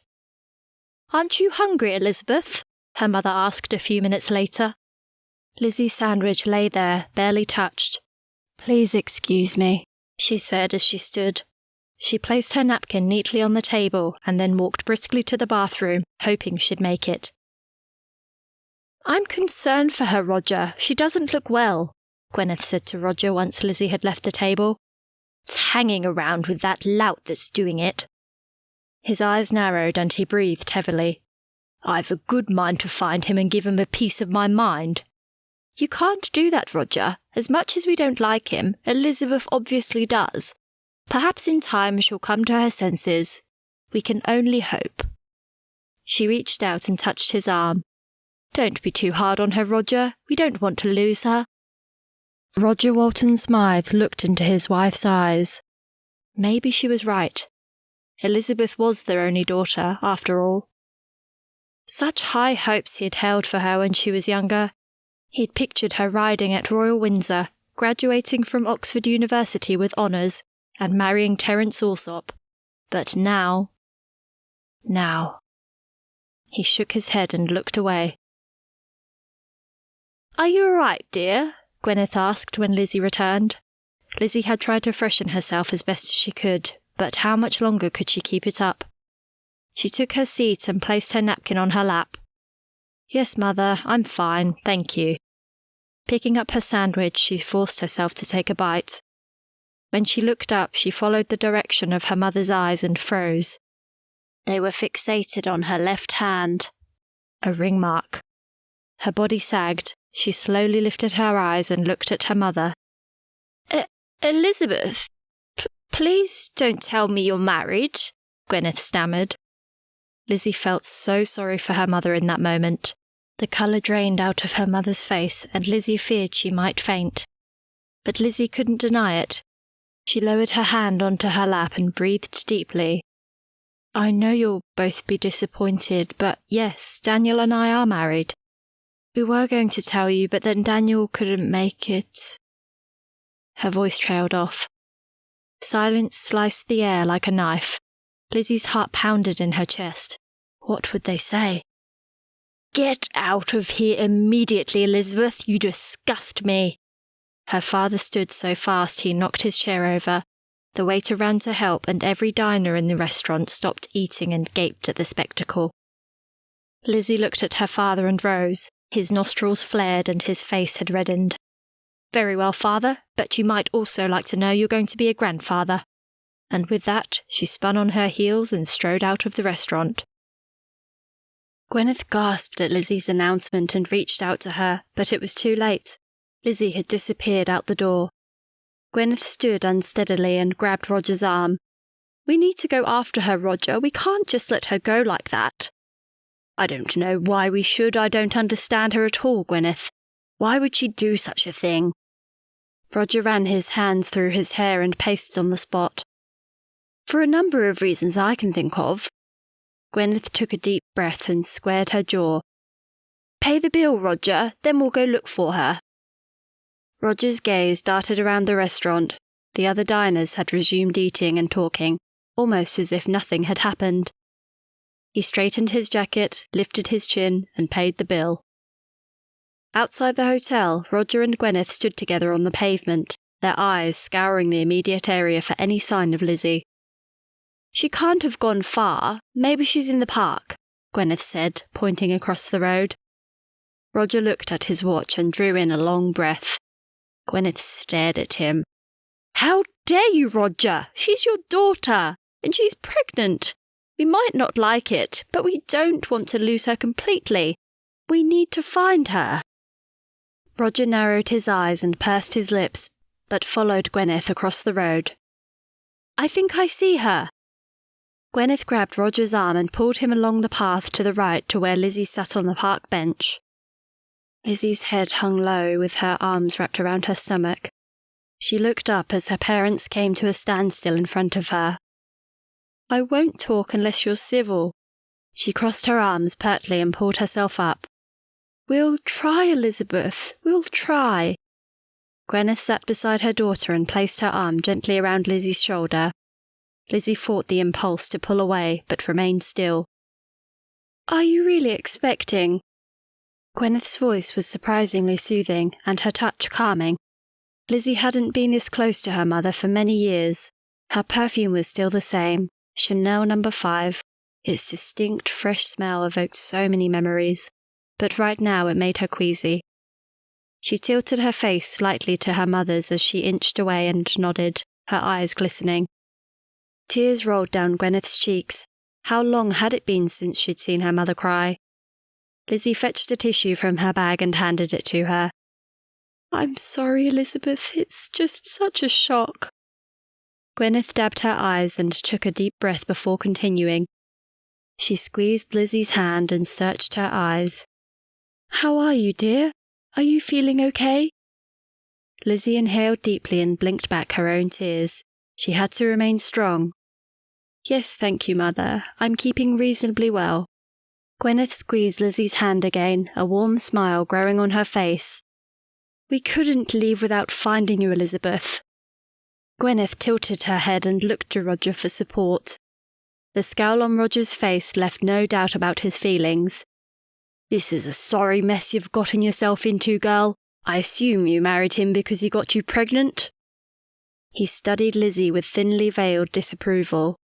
Lizzy looked at him and narrowed her eyes. "No, Father, I wasn't pregnant when we married."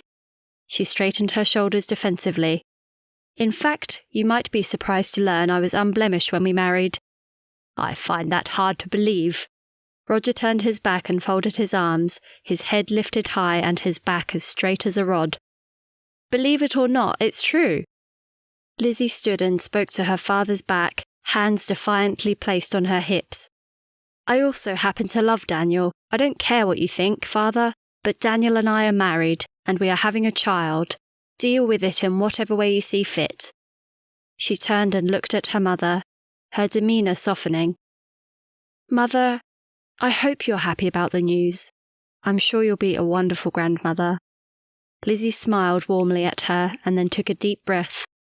Gwyneth returned Lizzy's smile and wiped another tear from her eye. She reached out her hand to Lizzy. Lizzy took it and squeezed it before walking off. In that moment, Lizzy knew she had an ally in her mother.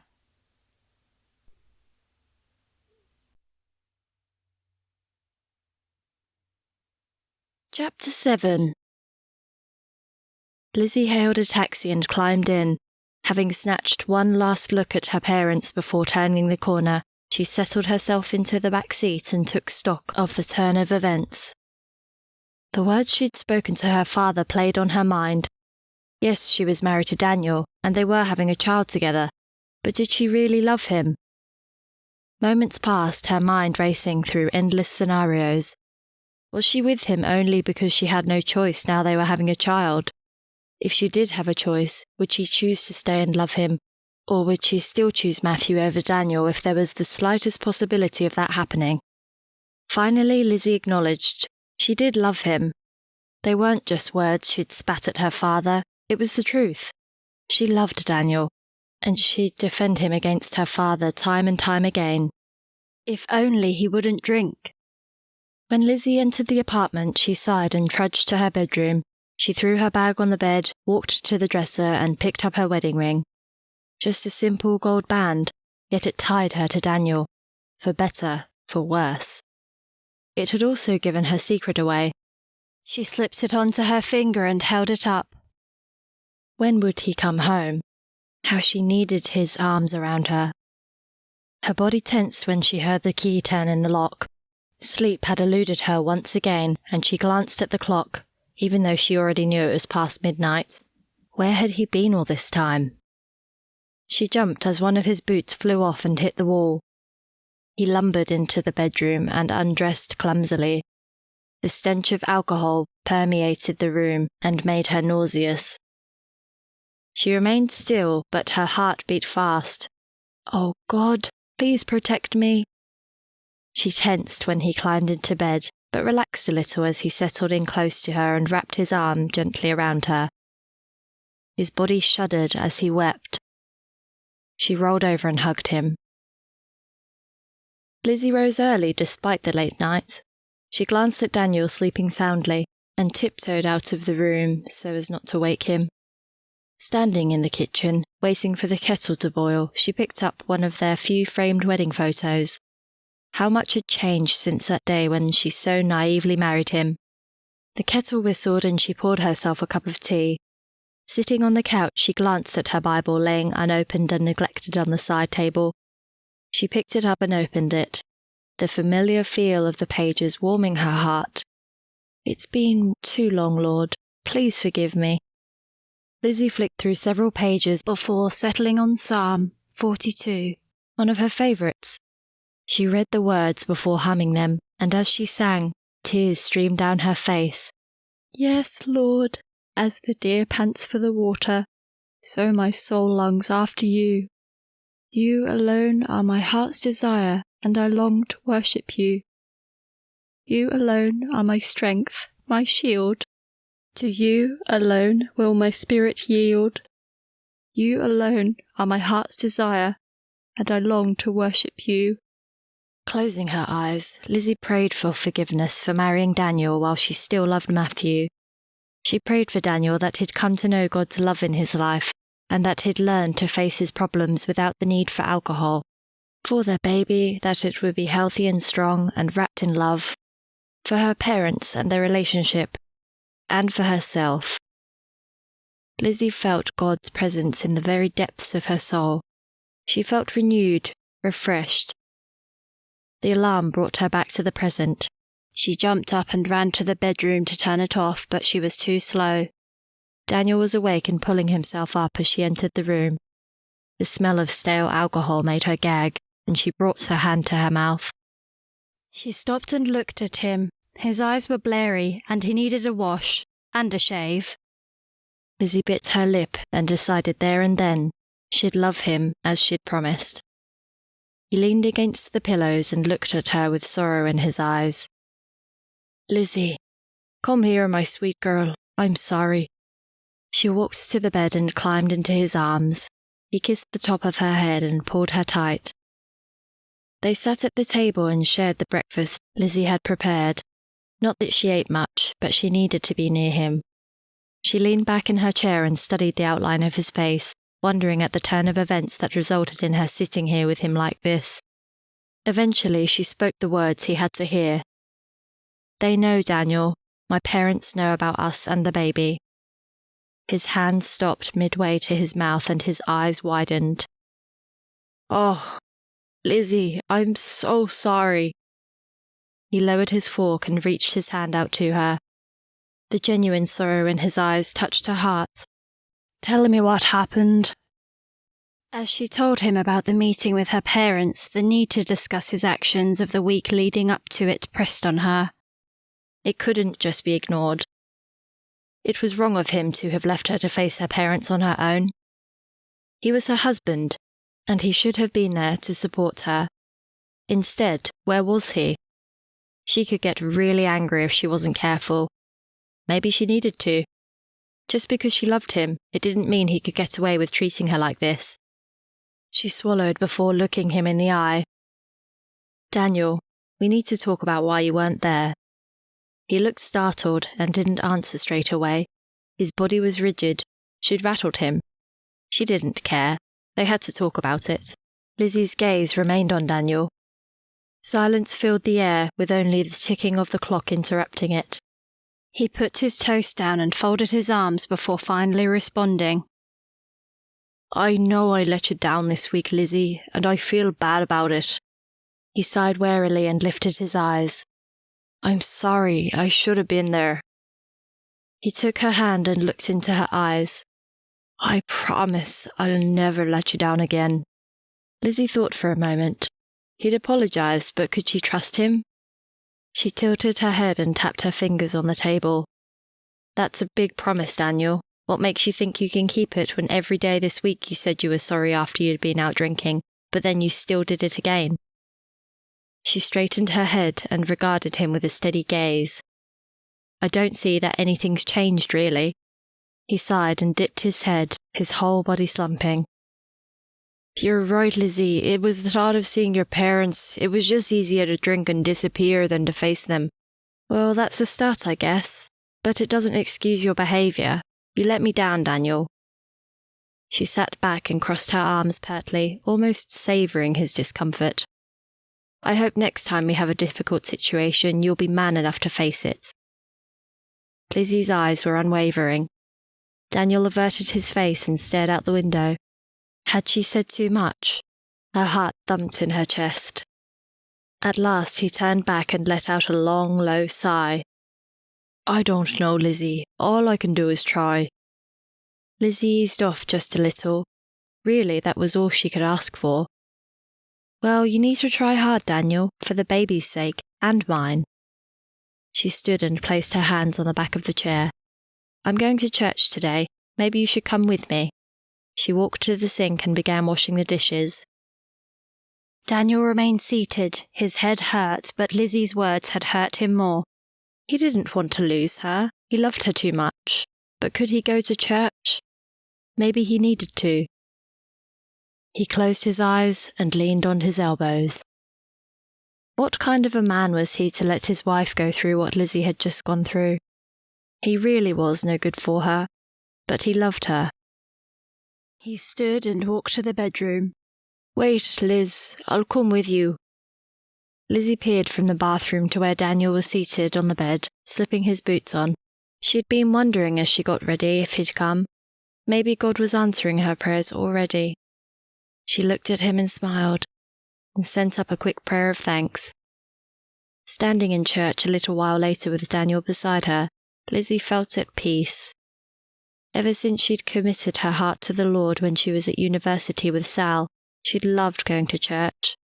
Sure, she knew God was with her constantly, and she could pray to him wherever she was.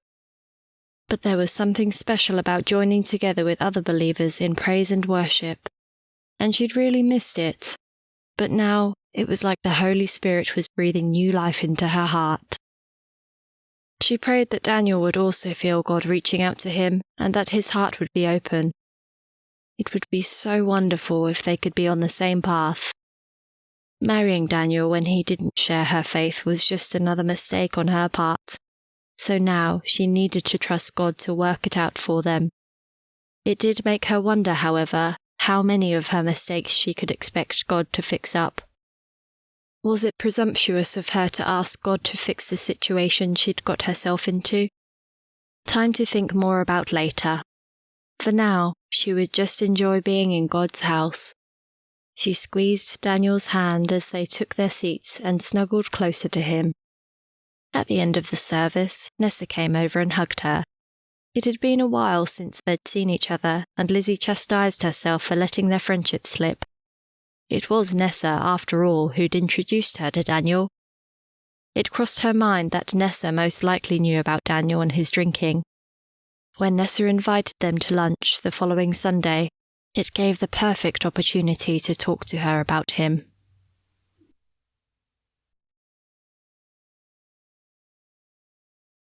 Chapter 8.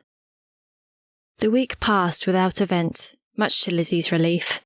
She did, however, check the clock every few minutes from about 4 o'clock onwards, and often jumped up to look out the classroom window to see if Daniel had arrived. She knew she was being overly anxious, as he'd promised her that he'd be there by 4:30. So far, he'd arrived on time or early every day. When 4:30 came on Friday and he wasn't there, she started to panic. She was packed and ready to go, so she locked the classroom door and headed out to the car park. She bit on her lip as she walked to the wall where she'd sat so often the previous week. She sat down, but stood again straight away. "I'm not going to do this. I said I wouldn't wait." She sighed and clenched her fists. "Oh God, where is he?" She walked to the edge of the road. The angrier she became, the faster her heart beat. She had just put her hand out to hail a taxi when she saw the Ford Escort trundling along the road towards her. She let out a huge sigh and shook her head at Daniel as he pulled up. He leaned over and opened the door. "Sorry, sweetie, the traffic was worse today." He kissed her as she sat beside him. Why had she doubted him? Gwyneth called that night. Lizzy took the phone and sat on the couch. Daniel was still eating his dinner, but he shifted his chair so he could see her face. "Mother, how was your trip?" "Edinburgh was lovely, dear, and your father's business dealings were successful. But how are you? How is your morning sickness?" "Not so bad this week. I've been feeling better most days, thanks." "Your news surprised us, Elizabeth, I have to say. We'd certainly never expected it." "I'm sorry I shocked you, Mother. I hope Father will come around." "He'd like a word if that's okay." Lizzy's chest tightened. She glanced at Daniel before answering. "Okay, put him on." "Elizabeth." "Father?" "Elizabeth, as your mother said, your news shocked us." He paused. "Your mother and I have been talking. We don't approve of your choice. I dare say we never will. However, you are our only daughter, and we would like to give you a proper wedding. Please think about it." Lizzy's eyes widened as she stared at Daniel, unable to speak. "Elizabeth, did you hear me?" "Ah, yes, Father. You took me by surprise this time. I'm not sure what to say. I'll need to discuss it with Daniel." "Very well, then. I guess that was to be expected. You'll need to think about it quickly, given your condition. Goodbye, Elizabeth." "Goodbye, Father." Lizzy placed the receiver on the hook and leaned back on the couch. Deep in thought, Daniel joined her. "What did he say?" She took a deep breath and looked at him. His eyebrows were drawn together and his gaze intense. "Father and Mother would like to give us a proper wedding." His mouth gaped. "You mean with all the bells and whistles?" Lizzy nodded. "Forget it. I'm not going to be paraded around for his benefit. That's all he'd be doing it for, to save face. I'm sorry, Lizzy, I can't do it." He shook his head vehemently. Lizzy wasn't sure what she wanted. She had always dreamt of a fairy tale wedding, especially when she thought she'd be marrying Matthew Carter. It was tempting. But Daniel was probably right. Father wouldn't be offering this for their benefit, and she wouldn't want to expose Daniel to all the dramas of a society wedding, with all its snobbery and melodrama. No, she didn't want this either. "It's okay, Daniel, I'll say no." He hugged her and whispered in her ear, "I love you, Elizabeth O'Connor." They remained in each other's arms for several minutes before Daniel pulled away. "Let's go out, Lizzy. Let's go dancing." Her eyes lit up and her smile broadened to a grin. That would be lovely, Daniel.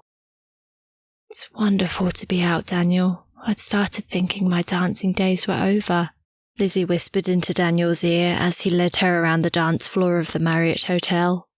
We need to do it more often, while I can still get my arm around you. She threw her head back and laughed. I can't say I'm looking forward to being fat. You'll look beautiful, Mrs. O'Connor. Daniel leaned forward and planted a kiss on her cheek. The music picked up and they transitioned easily into a jive. Lizzy didn't care they were being watched. She was out with Daniel and she was going to enjoy herself. I think I need to sit, she said breathlessly when the music finally stopped. Daniel helped her to a seat. I'm sorry, Lizzy, that was stupid, he said as he poured her a glass of water. Lizzy took a gulp before looking at him. But it was fun. She laughed and her eyes twinkled. Yes, it was fun. He leaned back and smiled at her. Let's take a walk, Daniel. I'm not ready to go home yet. Standing, Lizzy took his arm and led him outside towards the river.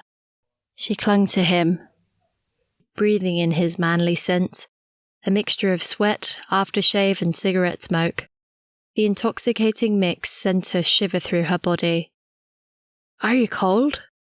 Daniel wrapped his arm around her and pulled her close. She looked up at him, her eyes full of love. No, it's just what you do to me. He spun her around and looked deeply into her eyes before he kissed her. Maybe we should go home. His breath on hers was warm and inviting. Not yet, she whispered. Let's walk a little further. She leaned close as they strolled along the path.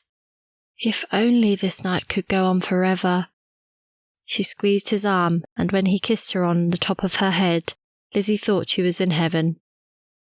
Let's never have a week like last week ever again, she said as she leaned her head on his shoulder.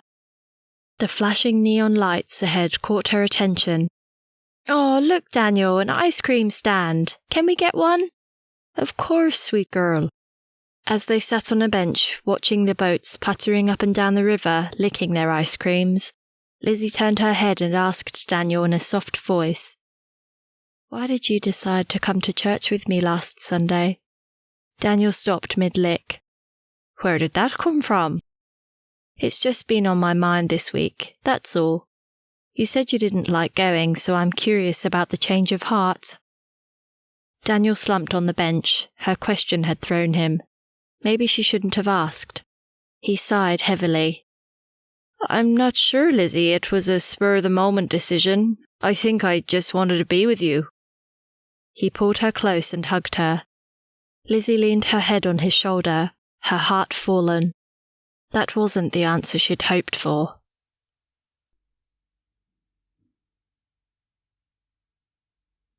Chapter 9.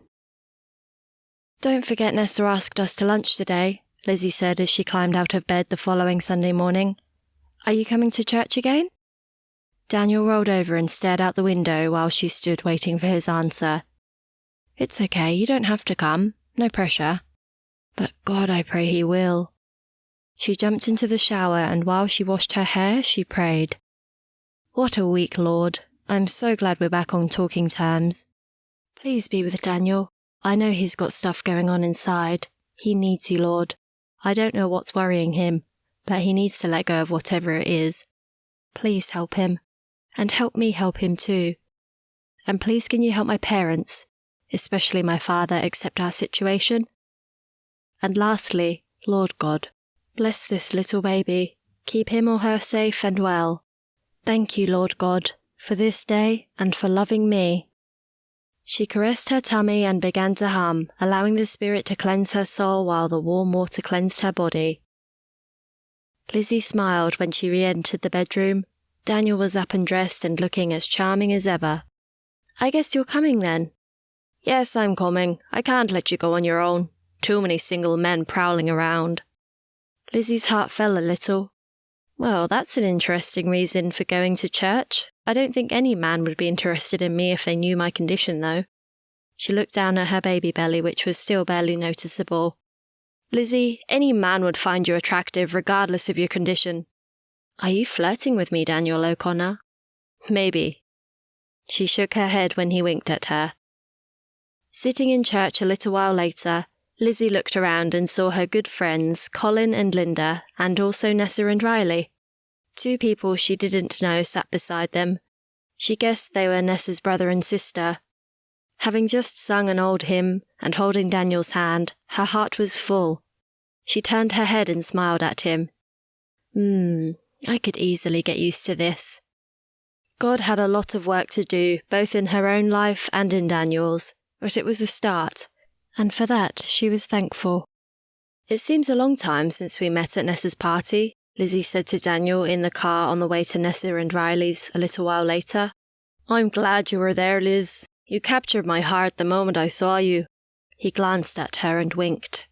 She laughed at him. He was so easy to love when he was like this, playful and funny, easy to get on with. She leaned back in her seat and relaxed. But how long will it last if he doesn't deal with whatever's worrying him?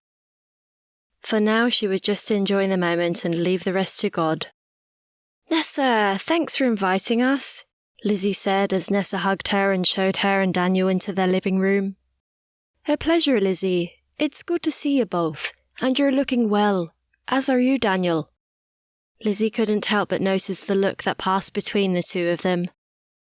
I need that talk with her, see if she can fill me in on anything I should know. Come and meet my sister, Lizzy. She's visiting with my brother for a week. I think you'll like her. And with that, Nessa drew Lizzy away from Daniel. Lizzy's mind wasn't on what Nessa or her sister Fiona were saying. She was focused on what Daniel was saying to Riley and hoped she replied appropriately at the right times. She held her breath when she overheard Daniel asking Riley for a beer. Why is he asking for a beer? He hasn't had a drink for a whole week. Her body relaxed a little at Riley's reply. Why don't we just stick to the soft stuff today? But then she could have throttled Daniel when he pressed Riley further. Oh, come on, Riley, what's wrong with you? Just get a man a beer, will ya? She stared at Daniel, not caring if Nessa or her sister saw her. Lizzy's body tensed as Daniel walked to the refrigerator and helped himself to a beer. Are you okay, Lizzy? Nessa asked. Do you want to sit down? You're looking very pale all of a sudden. Lizzy quickly turned back to Nessa and Fiona. Sorry, Nessa, I'm fine. I was just a little distracted. Where were we? I was just saying we should go for a girls' night out while Fiona's here. Are you up for that? Ah, I guess so. Depends on when. She glanced at Daniel before continuing. I've got a busy week at school, but I'll see if I can make it. Daniel had been joined by the man who'd sat beside Nessa in church, who she assumed was Nessa's brother. Nothing tangible, but a bad feeling settled in her stomach. Can I help you with lunch, Nessa? Lizzy asked, once having pulled herself together. It was only 1 beer after all, but it was the way he'd demanded it that concerned her. It smells wonderful, Ness. Lasagna and garlic bread. Lovely. Yes, it's Fiona and Liam's favourite. Some help would be good, thanks, Liz. Your morning sickness must be better.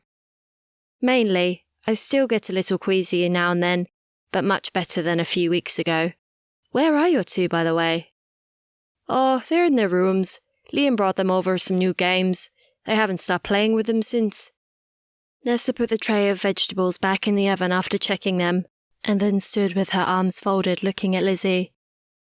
So how are things really, Liz? Has Daniel been behaving himself? Lizzy looked up, trying not to look startled. How much should she say? Should she tell her everything? Maybe not. Not the time or the place, anyway. But then Nessa obviously knew more than she was letting on, and she did want to talk to her. She sighed heavily and looked away. Please tell me he's not mistreating you. Please tell me he's not mistreating you. Lizzy turned her head back with a surprised look on her face. No, he hasn't been perfect, put it that way, but he hasn't mistreated me. He's been great this past week. She paused and took a deep breath.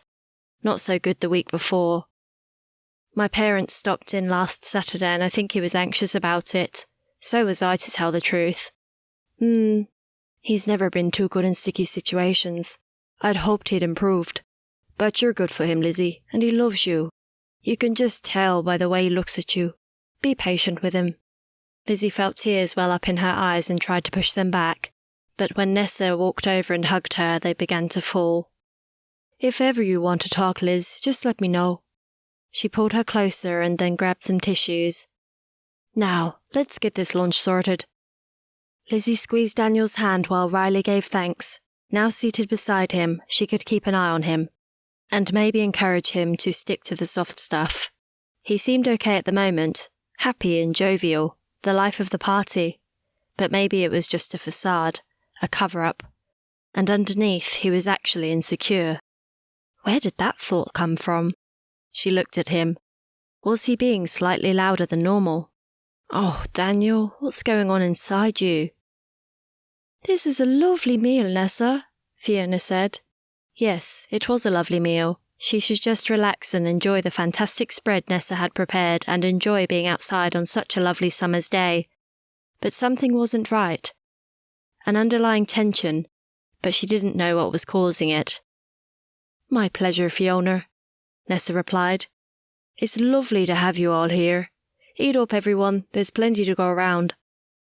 Lizzy began to eat, but looked up when Liam, sitting opposite Daniel, spoke to him directly. "You haven't properly introduced me to your wife yet, Daniel." Liam's eyes held a glint. How many had he drunk? More than a few by the looks of it. Daniel straightened, his body tense beside her. What would he say? His words played back in her mind. Was he thinking that Liam was one of those prowling single men he meant to protect her from? "Liam, this is Elizabeth, my wife." Their eyes locked. "Keep your hands off," Daniel leaned forward and hissed.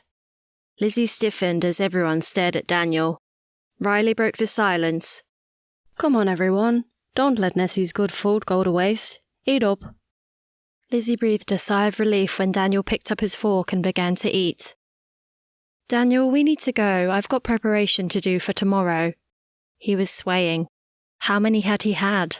She had only left him on his own while she helped with the dishes, but he must have downed one after the other in quick succession if his demeanour was anything to go by. A sickness developed in the pit of Lizzie's stomach. "Just let me finish this one, Lizzie, love." He draped his arm around her shoulder and pulled her close. She resisted him and instead sent him an unwavering glare. "I think you've had enough, Daniel," she hissed into his ear. "We need to go." Riley and Liam stood together watching. She turned her head quickly so they couldn't see her face. "Daniel, we really need to go." She grabbed his arm. It was going to be awkward. She guided Daniel towards the gate and called out to Nessa through the door as they passed. Riley offered to help, but she thanked him and continued on her own. Lizzy directed him into the passenger's seat, although he put up a fight. He wanted to drive, but there was no way she'd let him. Once she'd pulled out onto the road, she turned her head and took a quick look at him. She didn't like what she saw. His whole manner had changed, and she didn't feel comfortable or safe with him. She remained quiet, hoping he'd fall asleep on the way home. She fought to control her tears. How had this happened? What had gone on between Daniel and Liam? She wanted to shake him. This wasn't her Daniel. He moved beside her and sat forward. His eyes bored into her. Lizzy gripped the wheel tighter. "Why did you make a scene like that for Elizabeth?" He spat at her. "Did you want to impress that young cousin of mine? I saw the way he looked at you." Lizzy glanced at him. His eyes were glazed, and she didn't like the way he was talking. "Don't talk rot, Daniel. I just needed to get home, you know that." She looked straight ahead and concentrated on driving, but her heart was racing.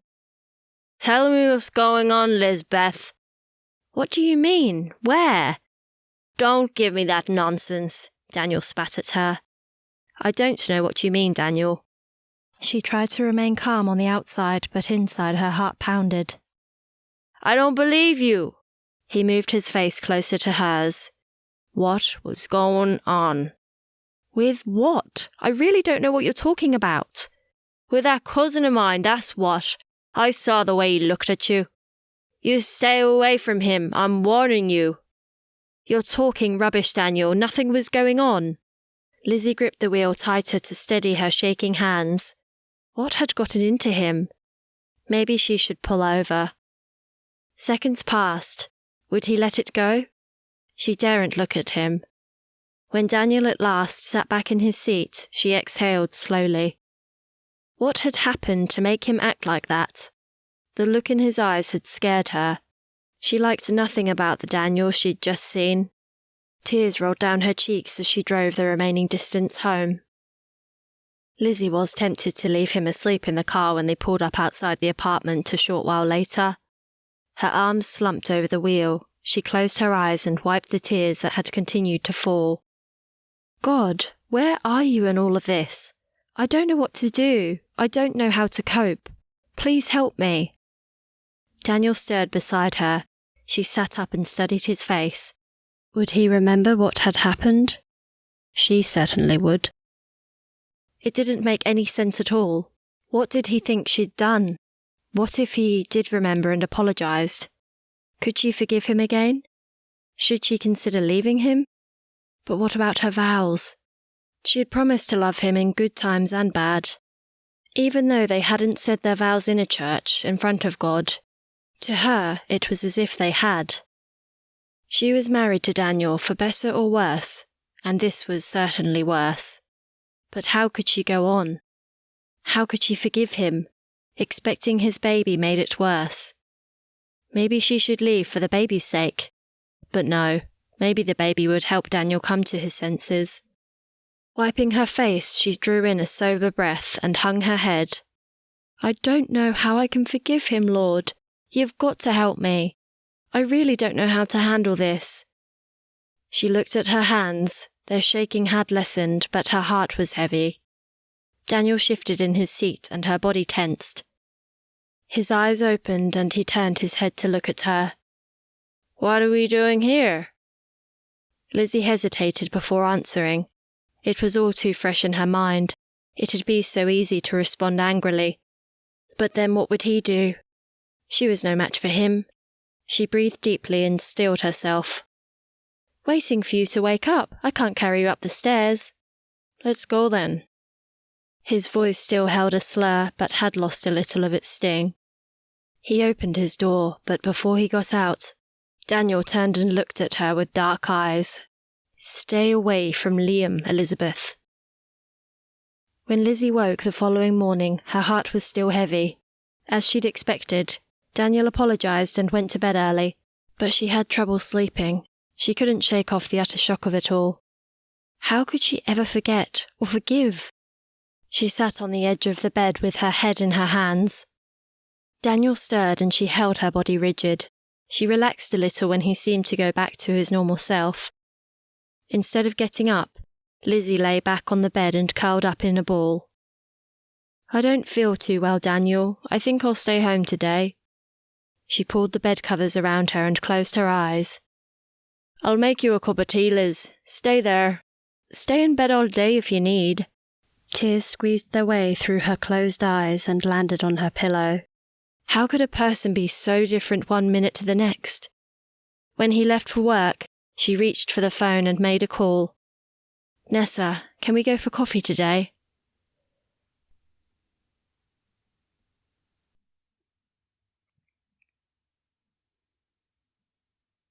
Chapter 10. An hour later, Lizzy sat opposite Nessa. Once she'd made up her mind to make the call, her body had responded and she felt better immediately. The hope that she might gain some insight into his past spurred her on.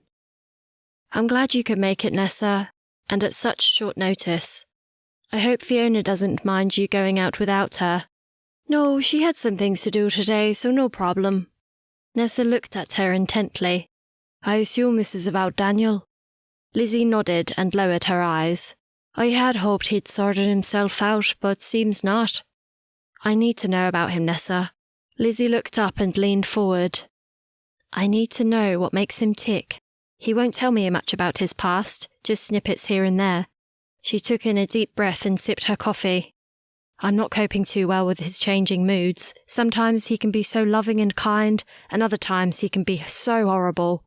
Usually when he's been drinking. Like yesterday on the way home.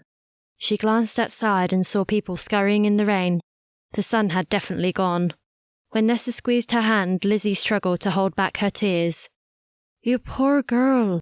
He should be treating you like a precious princess. I know he loves you, but yes, he does have a past, Lizzy." Nessa's eyes bore into hers. "Do you really want to know?" Lizzy nodded, her eyes unmoving. "Daniel is one of 8 children, the second eldest. I assume you know that already?" Lizzy nodded again. "His father drank heavily and treated his mother badly. It wasn't uncommon in our area of Belfast. His father disappeared when he was 10, leaving his mother to bring up the children on her own. She always made sure they were well dressed and went to church. She did the best she could." Nessa stopped and took another sip of her coffee. "His mother, my aunt, got sick a few years later. She died of cancer not long after, and the kids were all split up. Daniel came to live with us." "Come on, Nessa, I know all of this. Move on." "Everything was fine for the first few years, but you could tell he was angry about losing his mother. He wouldn't go to church with us. He said he blamed God for letting her die. He was a bit younger than me, and I kept a lookout for him. He was always loud, funny and charming, just like he is now most of the time. He hasn't lost that.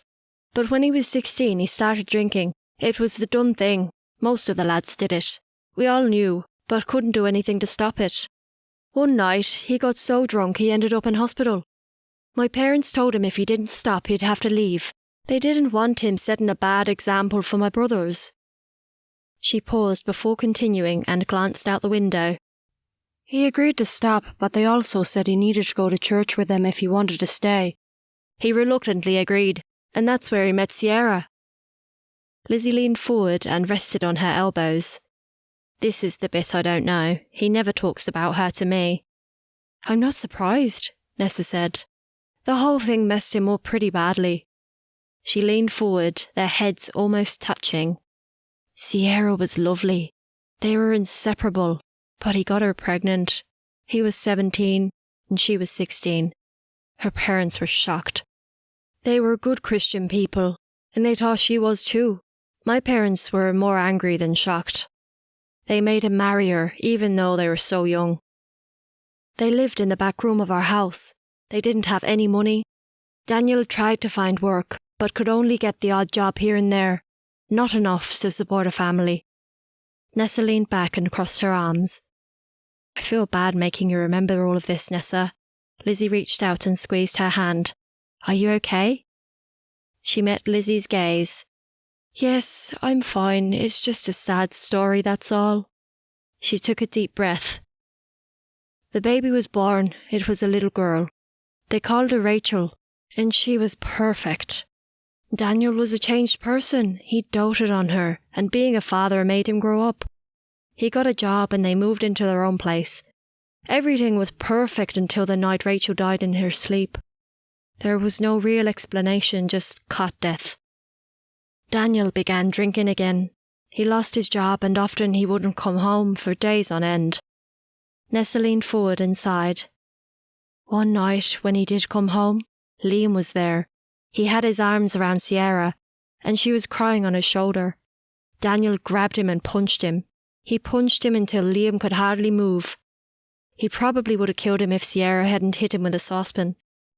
Lizzy's eyes widened and her body slumped a little. She didn't want to call the police, but Liam was hurt so badly he needed to go to hospital. Daniel was charged with assault, and he was sent to jail for 12 months. "Oh, goodness, Nessa, I had no idea." Lizzy's mind reeled with this information. She rubbed her temple with her fingers and then looked up. "What happened to Liam?" "He had some broken ribs and was covered in bruises. He recovered." "So was he with Sierra or did Daniel get it wrong?" "Liam said he'd just gone round there to see Daniel and found Sierra crying. No one really knows apart from him. He maintains they weren't together." "What happened to her?" Nessa sighed sadly. "She went back home to live with her parents. She was never the same though." Nessa brushed tears away from her eyes and gulped. "She took her life a few years later. Her family was devastated. They blamed Daniel. They still do." Lizzy grabbed Nessa's hand. That's a terrible story, Nessa. No wonder he doesn't want to talk about it. But now I understand why he acted like he did yesterday. Nessa pulled out a tissue and blew her nose. Yes, well, he shouldn't have been drinking, that's for sure. She inhaled deeply and checked her watch. There's more. Have you got time? I have if you have. Do you want another coffee? Yes, please. Lizzy called the waiter over and ordered 2 more coffees. Okay, tell me the rest. When Daniel got out of jail, he was a mess. He went straight back onto the bottle and almost drank himself to death. We were all worried about him, but there wasn't much anyone could do. One night he got picked up by the Salvos. They took him to a home and cared for him. He must have been really bad because they convinced him to get help. He started going to AA. It worked for a while. We couldn't believe it was the same person when we saw him a few months later. It was like having the old Daniel back, but better. He patched it up with Liam and apologised for beating him up. That was 5 years ago. By that time I'd married Riley. We moved over here not long after, so I didn't see much of them after that, but I heard he was doing well most of the time. He got himself a job at the hospital, but then all of a sudden he just packed up and disappeared. The next thing I know, he's knocking on our door several years later. He said he needed to get out of the place, too many memories, and so he went travelling, as you know. He went lots of places and got jobs where he could. I think he might have been drunk a lot of the time because he can't remember much about the places he went to. The waiter arrived with their coffees and Lizzy thanked him. When he arrived on our doorstep, it seemed he was ready to settle down. We took him in, on the condition he didn't drink. He was older, obviously, but he also seemed more mature. He wouldn't come to church with us, though. Seemed like he still blamed God for both his mother's and Rachel's death, and Sierra's too, for that matter. But, apart from that, he seemed to have sorted himself out. He got a job at the hospital and he wasn't drinking, and then that's when he met you. Lizzy sat back in her seat and took a few moments to digest all of this information. She glanced out the window. It was still raining. She turned and looked at Nessa. Why didn't you tell me any of this before, Ness? Nessa held her eyes for a moment, but then looked away. She took a deep breath before answering. I guess because you seemed so happy together. We didn't really expect it to get so serious so quickly, but by the time it did, it was too late. We just hoped and prayed he was a changed man, and that he'd look after you properly. We assumed he'd tell you in his own time, but obviously he didn't. Why did you ask us over yesterday when you knew Liam would be there? They've seen each other a few times since that day, Liz. Daniel apologised, as I said before, and they haven't had any problems that I know of since. We had no reason to think it would cause a problem. She stopped and tilted her head, her eyes narrowing. Did something happen last night? Lizzy looked her in the eye. Do I tell her, or do I just let it pass? Not really, he was just a little agitated for a while. I'm glad. I didn't realise he'd drank so much until after you'd left. Too busy with the cooking, I suppose. I'm sure he'll be fine, Lizzy, especially with the baby coming. He really does love you. I think I need some time alone, Ness. Nessa's head shot up, her eyes wide open. Oh no, I didn't mean go away, if that's what you were thinking. I meant now. I think I need to go for a walk, even though it's raining. Lizzy glanced outside again. The rain had stopped, but the sky was still grey. I need to gather my thoughts, knowing this puts a whole different slant on everything. I understand, Lizzy. It's a lot to take in. I'm sorry I didn't tell you earlier. Nessa reached out and squeezed Lizzy's hand. I really am. She looked into Lizzy's eyes. Would it have made a difference if I had? Lizzy leaned back and folded her arms and thought for a moment before answering. I don't know, but it's irrelevant now. I married him. She looked up when the waiter came over to ask if they'd like another drink. No, but thanks for asking. We're just about to leave. Lizzy stood and straightened her skirt. Thanks for coming, Nessa, and for sharing. Now I've got to process it. Nessa hugged her. God bless you, Lizzy. They walked out together, Lizzy shivering. Here, take my jacket if you're going to walk. Lizzy smiled at her. Thanks, Nessa. Lizzy turned left and crossed the road. It wasn't raining as such, but a fine mist had settled in the air, although it was refreshing. She slipped Nessa's jacket on anyway. She didn't want to get sick on top of everything else. She walked along the river, unaware of the activity carrying on either side of her, both on the water and on the road. Lizzy's mind was in turmoil. She'd never dreamt that Daniel could have been hiding so much of himself from her. Why hadn't he told her? Weren't husbands and wives supposed to share everything with each other and not keep secrets? How could she have been so naive when she married him? She'd jumped blindly into marriage with the man she hardly knew anything about. Was I really that desperate? She kept walking, but couldn't get the picture of Daniel being in jail out of her mind. Jail? What would her parents say if they ever found out? And poor Sierra. She must have been so broken-hearted and depressed to have taken her own life. Lizzy stopped and sat on a bench seat and bowed her head. Oh, God, this is too much to bear. No wonder Daniel's in turmoil most of the time. He needs you, Lord, really needs you. Only you can take his hurt and anger away. He needs to forgive himself, Lord. He's been through so much. Please touch him in a special way today and show me how to love him, really love him. An image of a dove settling on her shoulder flitted through her mind, and peace flooded through her being. She also knew what she must do.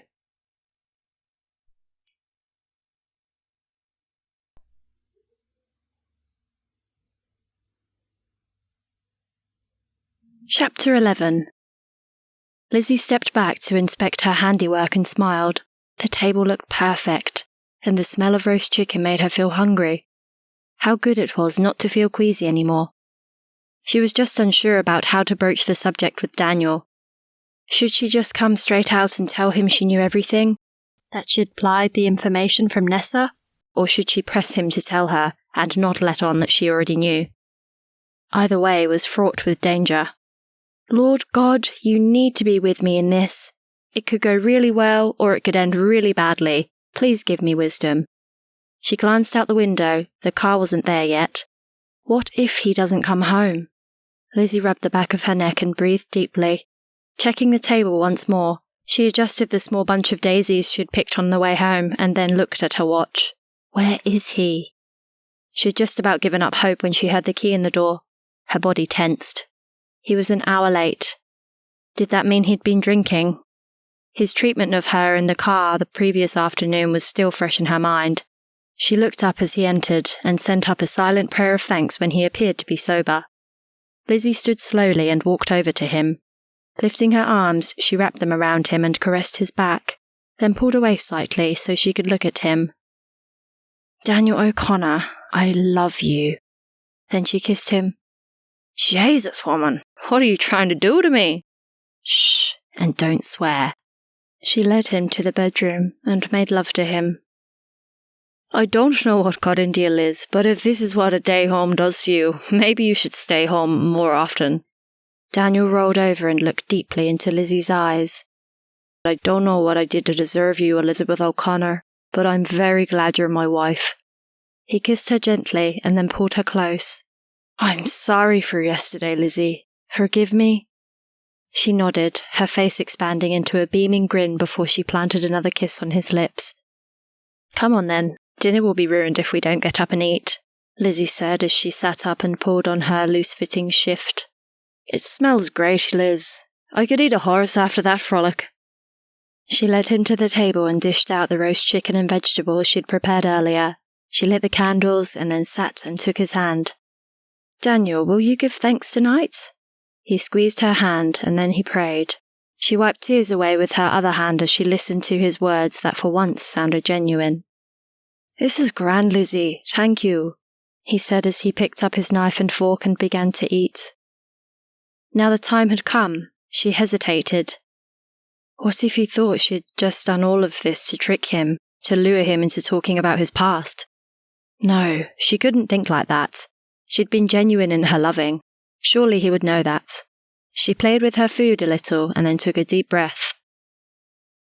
Daniel, I had coffee with Nessa today.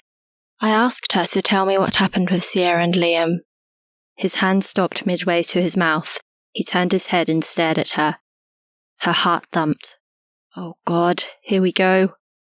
He put his fork down and leaned back in his seat. Lizzy reached over and touched his hand. Please, Daniel, don't be upset. It was time I knew, don't you think? Is that what this is about? He indicated to the plates on the table and narrowed his eyes. She sighed in frustration and shook her head. Daniel, we're married, for better or worse. I don't want it to get worse, but it might if we're not honest with each other. I know you'd try to ignore what happened, but seeing you with Liam yesterday, it was obvious you've still got issues. The way you reacted yesterday when you saw him. I wanted to understand, but you kept on refusing to talk to me about it. I needed to know, especially after what you did to me. I'm sorry, Daniel, but I had to know. He folded his arms, his lips pressed into a thin white line. What did she tell you? Everything. Their eyes locked. Lizzy's heart pounded. What would he do? It had definitely been a risk talking to Nessa without him knowing, and she wouldn't blame him if he got angry. She just hoped he wouldn't become violent. Everything? His eyes narrowed and his breathing was heavy. Lizzy nodded, her eyes round as marbles. He thumped the table and Lizzy jumped, her hands flying to her chest. She had no right! And you, Lizzy, how dare you go behind my back? I'm sorry, Daniel, but someone had to tell me. Don't you agree it's better to have everything out in the open? She grabbed his arm again and pleaded with her eyes. Time stood still. Lizzy held her breath. Daniel lowered his head a little and crossed his arms, his lips pinched. I don't know, Lizzy. He shook his head and looked out the window. Lizzy prayed silently. He finally turned back but avoided her gaze. His body had sagged. I didn't want you to know all those terrible things I did, but then the way I treated you yesterday, maybe nothing's changed. He lifted his face slightly. His eyes had lost their spark. I can't do this, Lizzy. You shouldn't have married me. Your father was right. I'm no good for you. No, Daniel. Lizzy gripped his arm. We can do this together. Now I know. I can help. And we can ask God to help. I'm not letting you go that easily. Tears welled in his eyes, and he wiped them away with his hand. I don't deserve you, Lizzy.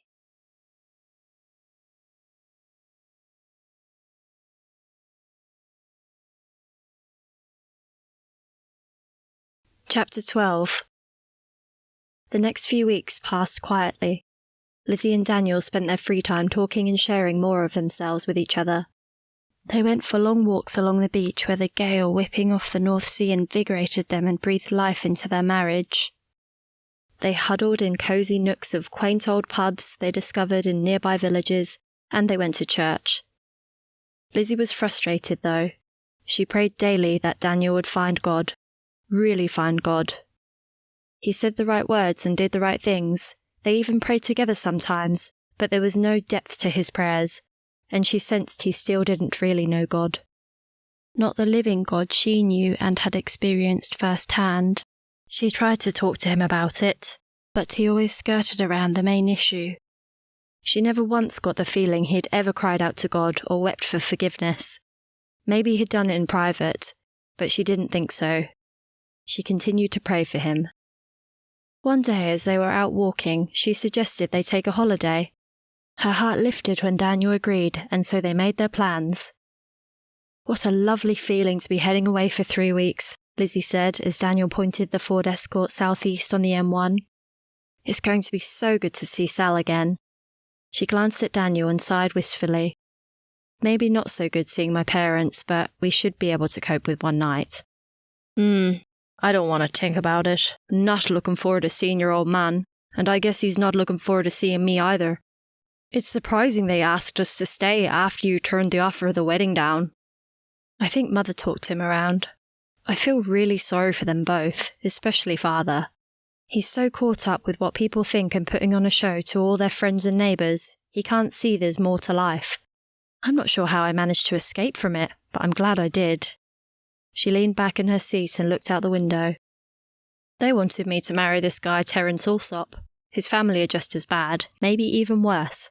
I couldn't imagine being married to him and living like they all do, in their big fancy manor homes. She turned her head and looked at Daniel. You know, I think I'd be happy living in a tent in the middle of a desert as long as we loved each other enough. Daniel laughed and threw his head back. You never cease to amaze me, Lizzy. I can't see you living in a tent anywhere, let alone in a desert. He glanced at her. Do you even know what a desert's like? She grinned and her eyes lit up. Maybe not. I was just making a point.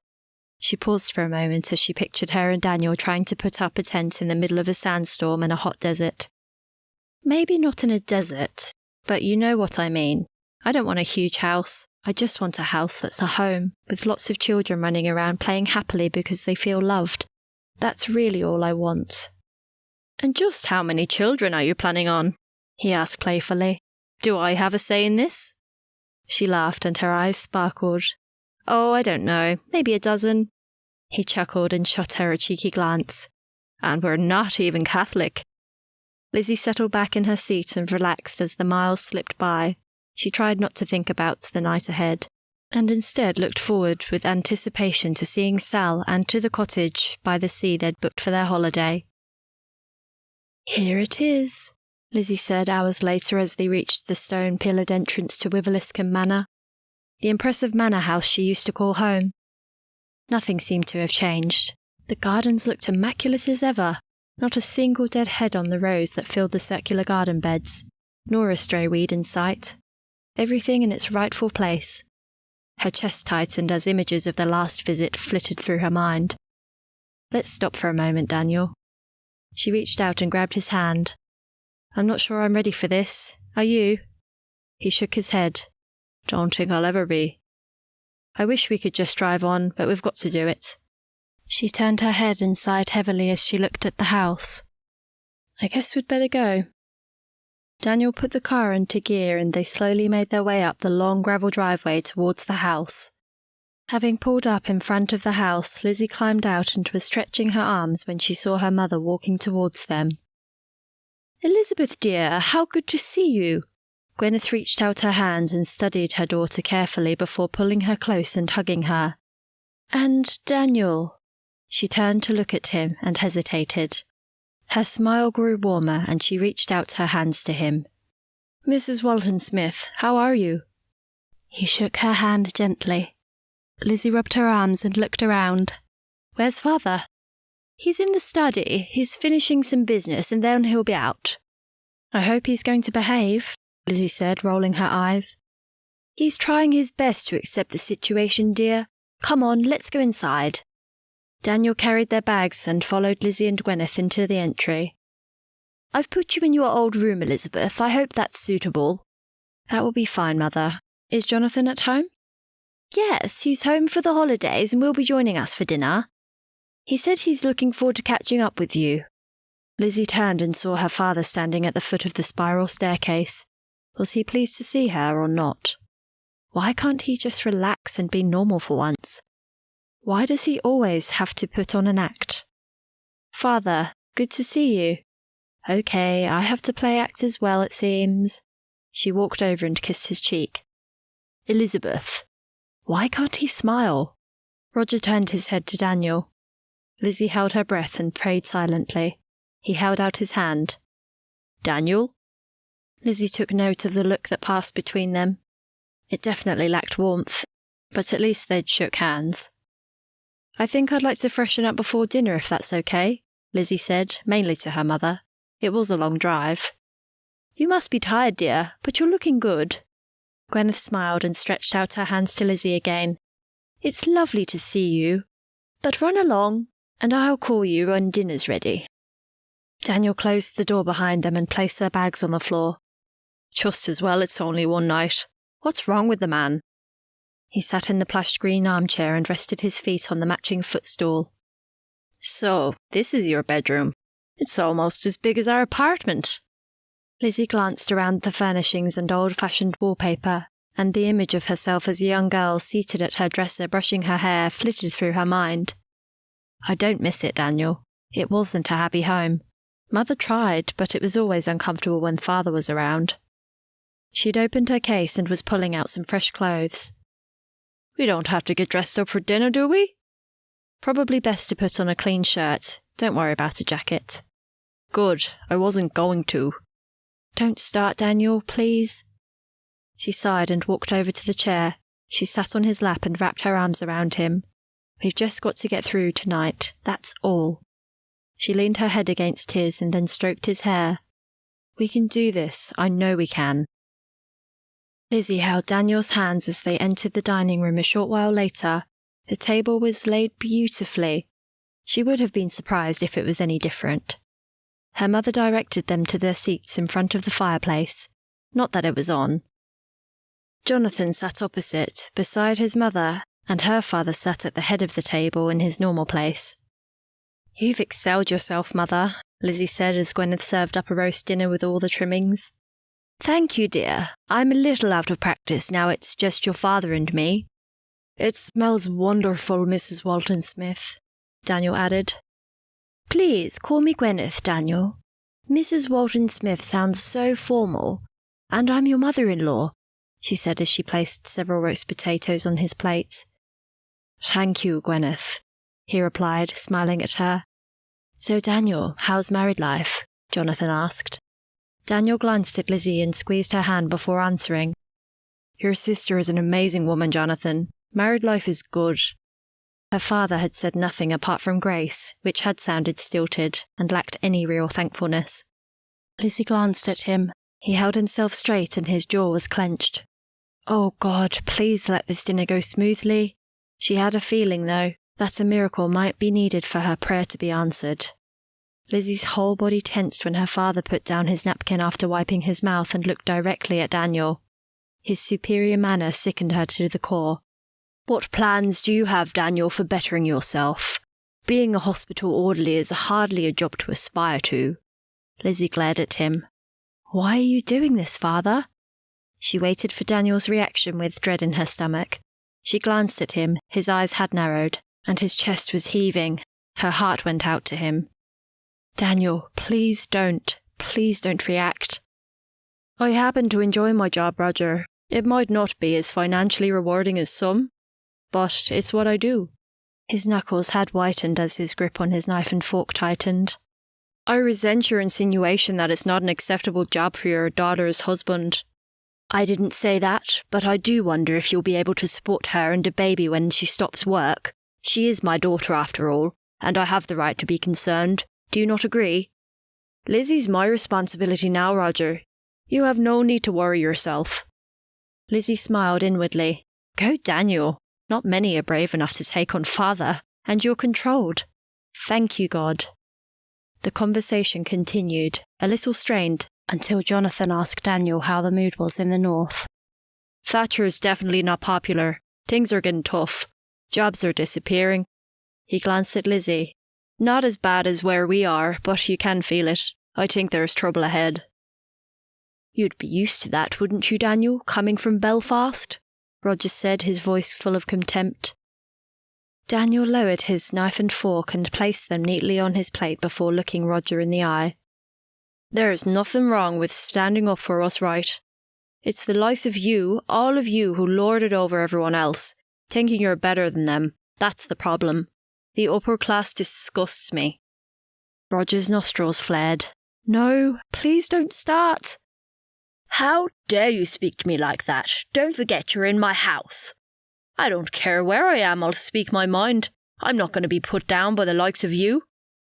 Daniel pulled himself up in his chair, the vein in his neck pulsating. Who said you were better than anybody else? You're just an arrogant, high-browed aristocrat who doesn't have a clue. Lizzy gasped as her father pointed his finger at Daniel. You are not welcome at this table. Remove yourself immediately. With pleasure. Daniel stood and pushed his chair back. Are you coming, Lizzy? Lizzie's pulse raced. Oh, God, why did this have to happen? Daniel breathed heavily, and his eyes had darkened. What should she do? I'm sorry, Mother, I'm going to have to go. Lizzy stood and placed her napkin neatly beside her plate. As she left the room with Daniel, she struggled to keep her anger at bay. Why couldn't he have just let it go? Why did you have to do that? Lizzy asked Daniel back in their room. Just one night. One dinner. That's all we had to get through. You should have just let it go. She stood inside the door with her hands on her hips. He goaded me, Lizzy. I didn't mean to have a go at him. Well, it's done now. Either you apologise or we'll have to leave. Her chest heaved and her eyes bulged as she glared at him. Daniel held her glare and pursed his lips. I am not apologising, so I guess we're going. Lizzy's heart fell as Daniel grabbed his bag and started throwing his clothes into it. She shook her head and tears began to roll down her cheeks. Why couldn't they have just got through one night? Can't you find Father and apologise, please, Daniel? He stopped packing and looked at her. You can stay if you want, but I'm going. Please yourself. Tears streamed down Lizzy's face as she watched him open the door. Wait, Daniel, I'm coming. As Daniel put the car into gear and spun the wheels on the gravel, Lizzy struggled to fight back her tears. She glanced back and saw her mother standing under the portico with outstretched arms. Her father was nowhere to be seen. Lizzy fell back in her seat and threw her head against the headrest. How did this happen? Tears streamed down her face. Where's the closest pub? Daniel demanded as he skidded to a halt in the gravel at the end of the driveway. Lizzy shook her head and pulled herself up. No, Daniel, don't go out drinking. Please. Don't tell me what I can and can't do. Just tell me which way to go. He sat with his arms draped over the steering wheel, peering both ways. Lizzy breathed deeply. Her body shuddered as she tried to control herself and think logically. She didn't like the sound in his voice one little bit. Where was the Daniel she'd been planning their dozen children with just hours before? We could drive on to Sal's. It's not that far, and I'm sure she wouldn't mind. No, Lizzy, I need a drink. Which way do I go? Just tell me. Lizzy sighed and inhaled deeply. There's a pub about 2 miles down the road on the right that has some rooms. Daniel put the car into gear and turning right. He drove until they reached the Red Lion Hotel where they took a room for the night. He was still angry. He'd hardly said anything since they'd walked out, and he had that rigid look on his face she'd learned to detest. I'm going down for a drink, and don't try and stop me. The look on his face made her wince. She knew it was no use saying anything. Wait, I'll come with you. Daniel stopped in his tracks and turned around slowly. Lizzy inched back, feeling for the bed. What made her say that? Her heart thumped. Well, come on then. Daniel pursed his lips and grabbed her hand. The downstairs bar was already noisy. Daniel led Lizzy into the lounge area and left her at a corner table while he went and got their drinks. He returned with 3. A squash for her and 2 pints for himself. This didn't bode well. She refrained from commenting. Any wrong word could tip him over the edge. She still had half a glass left by the time he'd sculled both. Lizzy's heart fell when he came back with another 3 drinks. Don't, he said as their eyes met. Lizzy's body tensed. This wasn't going to end well.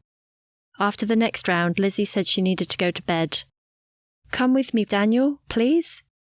She hated pleading with him. He walked her to the bottom of the stairs and then pulled her tight and kissed her aggressively. His beer breath and wet lips revolted her, but she responded, not wanting to aggravate him further. His eyes were already glazed and his words slurred. I'll be up soon. Be ready for me. Lizzy pushed back her tears as he slapped her on the bottom. Once back in her room, she fell on the bed and sobbed. The noise downstairs kept her awake. Lizzy turned on the light and checked the time. It was past 10 o'clock, so last drinks would have been called a while before. That wouldn't have stopped Daniel from stacking them up, though. She sat up in bed and stared at the smoke-stained wall. How did it all go so wrong? It was always going to be hard, but they'd agreed not to let her parents get to them. Easier said than done. This wasn't supposed to have happened, and on the first day of their holiday. A tear rolled down her cheek and landed on the bed covers. She got out of bed and poured herself a glass of water from the jug on the dresser. What am I doing here? She leaned against the wall and closed her eyes, her hands resting on the baby growing inside her. She longed to feel it move, to know it was real. The airless room was suffocating. Why wasn't Daniel here with her? Why couldn't they have helped each other deal with it? Wasn't that what marriage is about? Helping and supporting each other? not running off and leaving the other partner in despair and turmoil while you go out and drink yourself silly. Maybe she should have stayed downstairs with him. Oh, Daniel. Daniel. She laid back on the bed and sobbed into the pillows. She wanted him to come back, even though he was drunk. It had to be better than being in this horrid room on her own. Her heart pounded when she heard the door squeak open some time later. His heavy steps and the stench of alcohol pervading the room turned her stomach. How many more had he had? She clenched her hands to her chest and prayed silently he'd forgotten his parting words. She just wanted him to hold her, that was all, but he hadn't forgotten. In fact, he was rougher than normal. Lizzy could only explain his behaviour by assuming he was taking the aggression he felt for her father out on her. That night, she rued the day she set eyes on Daniel O'Connor.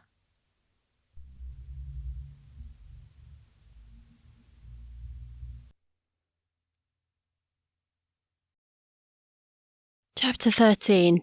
The sun, peeking its tentacles under the door, woke her before she was ready. Lizzy opened her eyes and remembered. She reached up and felt her face, then her neck, and then her chest. She closed her eyes as tears rolled onto the pillow. When she came to again, Daniel wasn't there. Lizzy dragged herself out of bed and carefully cleaned herself. She put on fresh clothing and went looking for him. He wasn't far away, seated on the river's edge. His legs dangled down the grassy embankment, his head hanging low, his clothes dishevelled. He looked like the drunk that he was. She contemplated walking away, going back to her parents and asking for help, but she could never do that. Her pride wouldn't let her. Besides, Daniel would come after her. She just knew it. He wouldn't let her go that easily. But would she leave if she could? Her emotions running rampant, she was torn between leaving and staying. Lizzy looked out to the fields in the distance beyond and prayed. Lord, I have no idea what to do. Tears rolled down her cheeks. I know it's my fault. I made foolish decisions and didn't trust you. I know that now, I really do. She turned and looked at Daniel. Oh God, what do I do? What do I feel for him?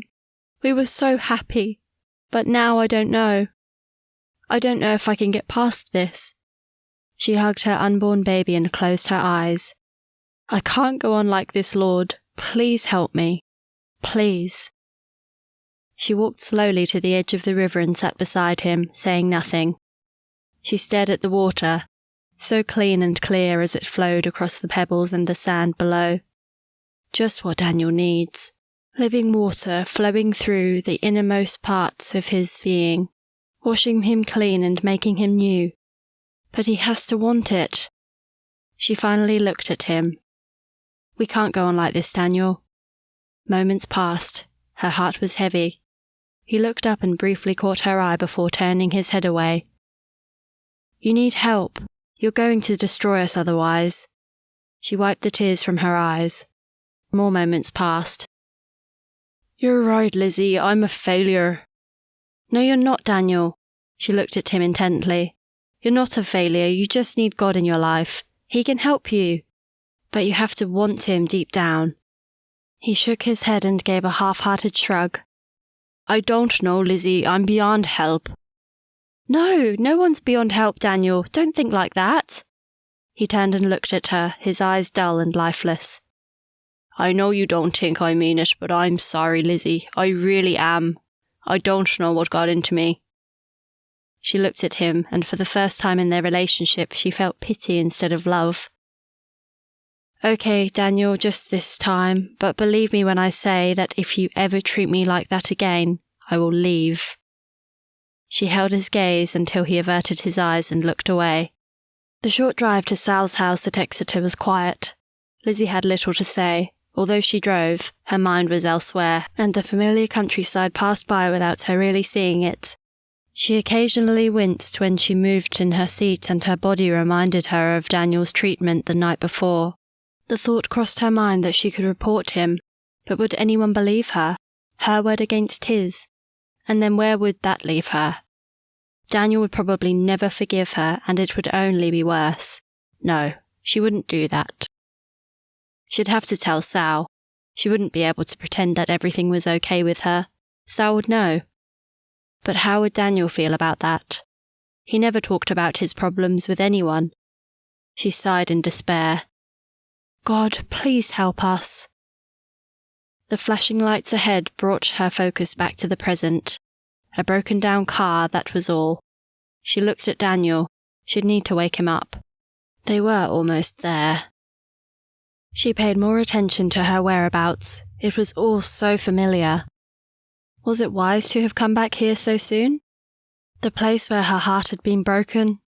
Where so many memories were waiting to be relived? She'd have to be careful. If Daniel knew the extent of her heartbreak, who knew what he'd accuse her of? Especially since Matthew lived nearby. Had she suggested they come here because of him? Just to be near him? No, definitely not. This was her home, where she belonged. She wanted to come because of Sal, no other reason. Daniel stood beside her as she slowed down for a red light. She turned her head and looked at him. Sleep had done him good. At least he now looked human. His day-old growth was dark and stubbly, and he needed a haircut.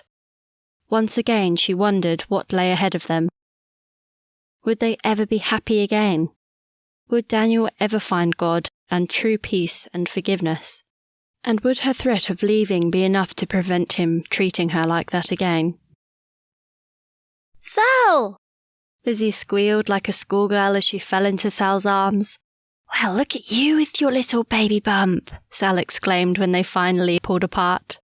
Lizzy glanced down and rubbed her tummy before grinning at Sal. I didn't think it was that obvious. It's not really, but you're so skinny it does stick out a bit. Lizzy's grin gave way to a broad smile. It's so good to see you, Sal. Have I missed you or what? I've missed you too, Liz, Sal said as she peered around Lizzy and looked in the car. Is Daniel all right? Lizzy's heart raced. No, he's not all right, and neither am I. We're a mess. But now wasn't the time to say anything. There'd be time for that later, hopefully. Lizzy glanced at him and was relieved to see him combing his hair. At least he was making an effort. Yes, he's fine. He just fell asleep on the way here. You must have had a late night at your parents' place then. Did it go okay? Lizzy sighed and lowered her eyes. Not really, I'll tell you later. Sal peered at her with a puzzled look. If only Lizzy could tell her everything right now, get it off her chest, get some perspective. But it was too fresh, too raw, and besides, she couldn't tell her in front of Daniel. Moments later he joined them. Sal, good to see you, he said as he hugged her. Good to see you too, Daniel. What's this then? Sal asked as she stroked his day-old beard. He reached up and felt his face. Forgot to shave this morning. I might keep it while we're on holiday. What do you think? Lizzy and Sal looked at each other and shook their heads and burst out laughing. Well, I guess that sorts it then, he replied. Enough, Sal said. Let's grab your gear and head inside. Got the gang coming over tonight for a get-together. Hope that's okay with you. Lizzy's smile wavered and her heart fell. Did that mean Matthew would be there? One part of her longed to see him. The other part knew it would be asking for trouble. Big trouble. You look like you both need a rest, Sal said once they were inside her small semi-detached she shared with another teacher. I'm okay for now, Lizzy said, but I might need a short nap before everyone comes tonight. Dare I ask who's coming? Let me make coffee then. I guess you've had lunch. Lizzy nodded and winced as she took off her jacket. Coffee would be great. She took a seat in the kitchen and was relieved to see Daniel sit on the couch and flick on the television. Maybe he'll fall asleep again and then I can talk to Sal. It's a pity you're not staying longer than a couple of nights, Lizzy, but I might be able to get down to the cottage for a day or so. 2 nights just doesn't seem enough. I know, I wish we were staying longer, but Daniel wanted us to spend as much time as we could at the beach. In light of what had happened, Lizzy now wondered how wise that was. She picked up her mug of freshly brewed coffee and wrapped her hands around it. She inhaled deeply, allowing the sweet aroma to tickle her senses. She brought the mug to her lips and savoured the warm, creamy liquid as it slid down her throat. "This is wonderful, Sal, thanks." "Is everything okay, Lizzy? You don't look your normal happy self." Lizzy looked into her friend's eyes. How much could Daniel hear? She shook her head a little. Her gaze darted to him. His feet were up, and he'd finished his coffee. He seemed engrossed in the program he was watching and wasn't paying any attention to them. She leaned in closer to Sal and whispered, "Let's go outside." She picked up her coffee and joined Sal outside in the garden. Leaning back on the bench, she closed her eyes and soaked up the warmth of the sun. "You're not okay, are you?" Lizzy slowly opened her eyes and shook her head. Sal reached over and hugged her. Tears streamed down her face as her pent-up emotion finally escaped. "What's happened, Lizzy?" Lizzy wiped her face and blew her nose with the tissue Sal handed her. "It's the drink, Sal. He can't handle it. It makes him do things he wouldn't normally do." Tears streamed down her face again. "Last night, he and Father had an argument, and we ended up leaving." Her body shuddered. "We stayed at a hotel and he got drunk." Lizzy closed her eyes and paused, inhaling deeply. "He was rough with me, Sal. I didn't do anything to upset him. I don't know why he did it." She sniffed and wiped her eyes. "You poor thing." Sal hugged her again, and this time held her until her sobbing had eased. "He has no right to treat you like that, especially in your condition." Lizzy sniffed and fought back a fresh wave of tears. "I know." She closed her eyes for a moment. "We talked this morning. He needs help, Sal, but mainly he needs God. He's so insecure, and he says he feels like a failure even though he puts on a good front." "Yes, but what he did to you, it's not right at all. I've got a good mind to confront him about it." Sal's nostrils flared and her eyes narrowed. "He could have seriously hurt you, Lizzy." "I know." Do I tell her about him doing time for assault? Lizzy's mind raced. Maybe not. Who knows what she'd do if she knew? She breathed deeply and wrapped her arms around her stomach. Oh God, how did I get myself into this mess? Why couldn't I have just married Matthew? It's not fair. Tears threatened to start falling again, but she took control of herself. No, I can't think like that. God, please forgive me. We've just got to pray for him, Sal. Only God can heal him and make him whole. Yes, I agree. He needs to talk to someone. Get some counselling. Maybe, but I don't know he's ready. He doesn't like talking to anyone about it. Even me. But we can ask God to bring the right person into his life when he's ready. Until then, I'll just have to trust God to protect me and the baby. He's not like it all the time, and I told him I'd leave if he treated me like that again. Good on you, Liz. But shouldn't you consider leaving now? What if he does it again? It might be too late then. Lizzy shook her head and sniffed. No, I'll give him one more chance. I'm not ready to leave. I know it sounds stupid, but I need to stay with him. I really believe God's going to work in his life. Sal squeezed her hand. As long as you know what you're doing. The look in Sal's eye made Lizzy shiver. Did she really know what she was doing? Or was she making a big mistake? A little later, when they were in their room together, Daniel grabbed Lizzy's arm and glowered at her. What have you been telling her? She guessed, Daniel. I didn't have to tell her. Lizzy looked up into Daniel's dark eyes and took a deep breath to calm her pounding heart. Daniel didn't move. Daniel, what's happened? He glared at her, but he was controlling himself. Finally, he let go of her arm and slumped on the bed. Come here, Daniel. Lizzy's voice trembled. She stretched out her arms to him. Something's troubling you. Please, Daniel, come. This wasn't the Daniel she knew. This was a different person, a hardened, unhappy person, and he wasn't even drunk. Lord, what's going on? Her heart raced as she slowly walked towards him. God, please help me. When she reached him, he looked up. The hardness had gone from his face, and the Daniel she knew and loved had returned. But for how long? Later, seated outside in Sal's garden, Daniel took her hand. I don't know what happens, Lizzy. It's like something snaps in my head and I become a different person. I don't mean to get like that, it just happens. I don't ever want to lose you. She looked at him with a combination of pity, love and frustration all at once. I know, but Daniel, it mainly happens when you've been drinking. That seemed to be the trigger.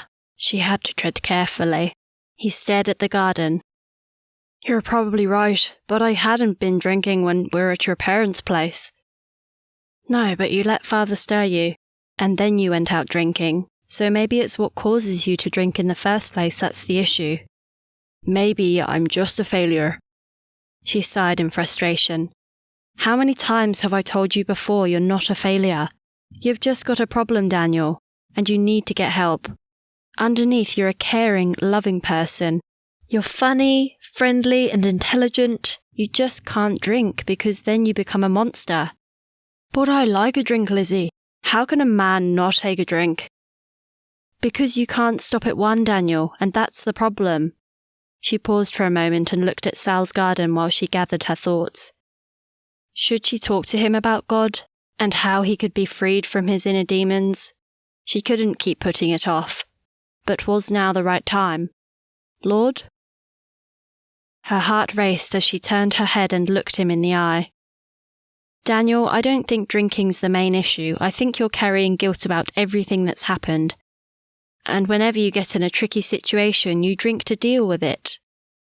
Daniel pulled back and opened his mouth to speak, but Lizzy continued. Let me finish, please. I know you've said you blame God for taking Rachel and Sierra from you, but I truly believe that if you'll let him, God can help you deal with it all. He can take away the guilt, and he can help you stay off the drink. He can make you into a new person on the inside if you'll let him. He loves you, Daniel, and so do I, but you've got to be open to him and want him in your life. He won't force you. Daniel straightened himself. You know I'm not into all that God stuff, Lizzy. It might be all right for you, but he wouldn't be interested in me. And even if he was, I don't know I'd be interested in him. I'll sort my own problems out. He leaned closer and kissed her cheek as he squeezed her hand. We'll be okay, Liz. I promise I'll try harder in the future. I'm sorry. All Lizzy could do was smile. Daniel's attempt to console her was comforting, but without God's intervention she was confident there was little chance they'd be okay. All she could do now was pray for the Holy Spirit to soften his heart and for another opportunity to share with him. She leaned her head on his shoulder and closed her eyes, allowing the late afternoon sun to warm her body. Lizzy should have been excited to see all of her old university and church friends again, but she wasn't. They used to be so close, but now what did they have in common? She'd already heard from Sal about their successful careers and marriages. As far as she knew, they were all happy. How could she maintain a facade in front of them and pretend everything was wonderful when it wasn't? She didn't want to pretend, but she didn't want their sympathy either. Could she ask Sal to call it off? Probably not. It was too late for that. Out of all their friends, she was the only one who'd moved away, and they bombarded her with questions all evening. Answering the same questions over and over again was tiring, especially when she had to skirt around the issue most of the time to avoid lying. And how's married life? Oh, it has its ups and downs. I bet it does. How many times had she heard that? When's the baby due? What's it like living in the north? Do they speak English up there? Where did you meet him? What does he do? Are you going to keep working after you've had the baby? What do your parents think of him? Why didn't you invite us to your wedding? Have you got any wedding photos? Sal said you were married at a register office. Is that true? Why? Why not? A few of the husbands had come, but they had little in common with Daniel. He made an early exit. He said because it was mainly all girls, he felt left out. "Have time alone with your friends," he'd said, but she knew it was really because his heart wasn't in it either. They had much more serious business on their minds. At least Matthew hadn't come. Lizzy flopped onto the couch after everyone had left, put her feet up and closed her eyes. "You look tired," Sal said as she sat beside her. "Yes, I am a bit." Lizzy pulled herself up and yawned. "Thanks for organising it, Sal. It was good to see everyone. Strange, though. Living up north is so different to down here. It's like a different world. I got the impression they thought I was crazy choosing to move up there." "They don't know the reason why you moved, Lizzy. Some of them guessed, but most just think you wanted a change, which is partly true. I wouldn't worry about it. You've got more important things to worry about." "Don't remind me." Lizzy rolled her eyes and tugged a cushion. "I don't even know if Daniel's here. He said he was going to bed, but for all I know, he could have gone out." She sighed and glanced at their bedroom door. God, let him be there asleep.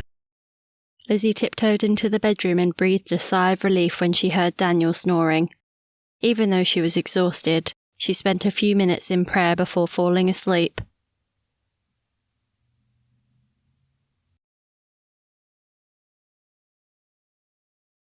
Chapter 14. When Lizzy awoke next morning, her mind was in turmoil.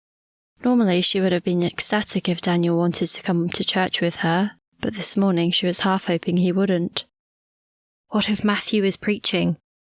How would Daniel react if he met him? More importantly, how would she react if she saw him? Maybe she shouldn't go. Daniel stood beside her, and as she looked down at his tousled black hair, her heart warmed with love for him, despite everything. Maybe this would be the day Daniel would hear from God. She'd go and prove herself and anyone else who was interested that she was over Matthew Carter and that she was in love with her handsome, gregarious Irishman. As they took their seats towards the back of the church, the familiar surroundings of the church stirred Lizzie's heart. It had been in this very building she'd come to the Lord, and the memories she held were precious. It felt like home, even though it was only a building. Not much had changed. The well-used hymnals still graced the back of the dark timber pews, but were now accompanied by the newer praise and worship songbooks some of the old parishioners didn't like. The organ played quietly as people continued to take their seats. Lizzy looked around discreetly and saw a lot of familiar faces. Her heart suddenly fell as she realised there might be a repeat performance of the question and answer time she'd suffered through last night. Maybe they should sneak out during the last hymn.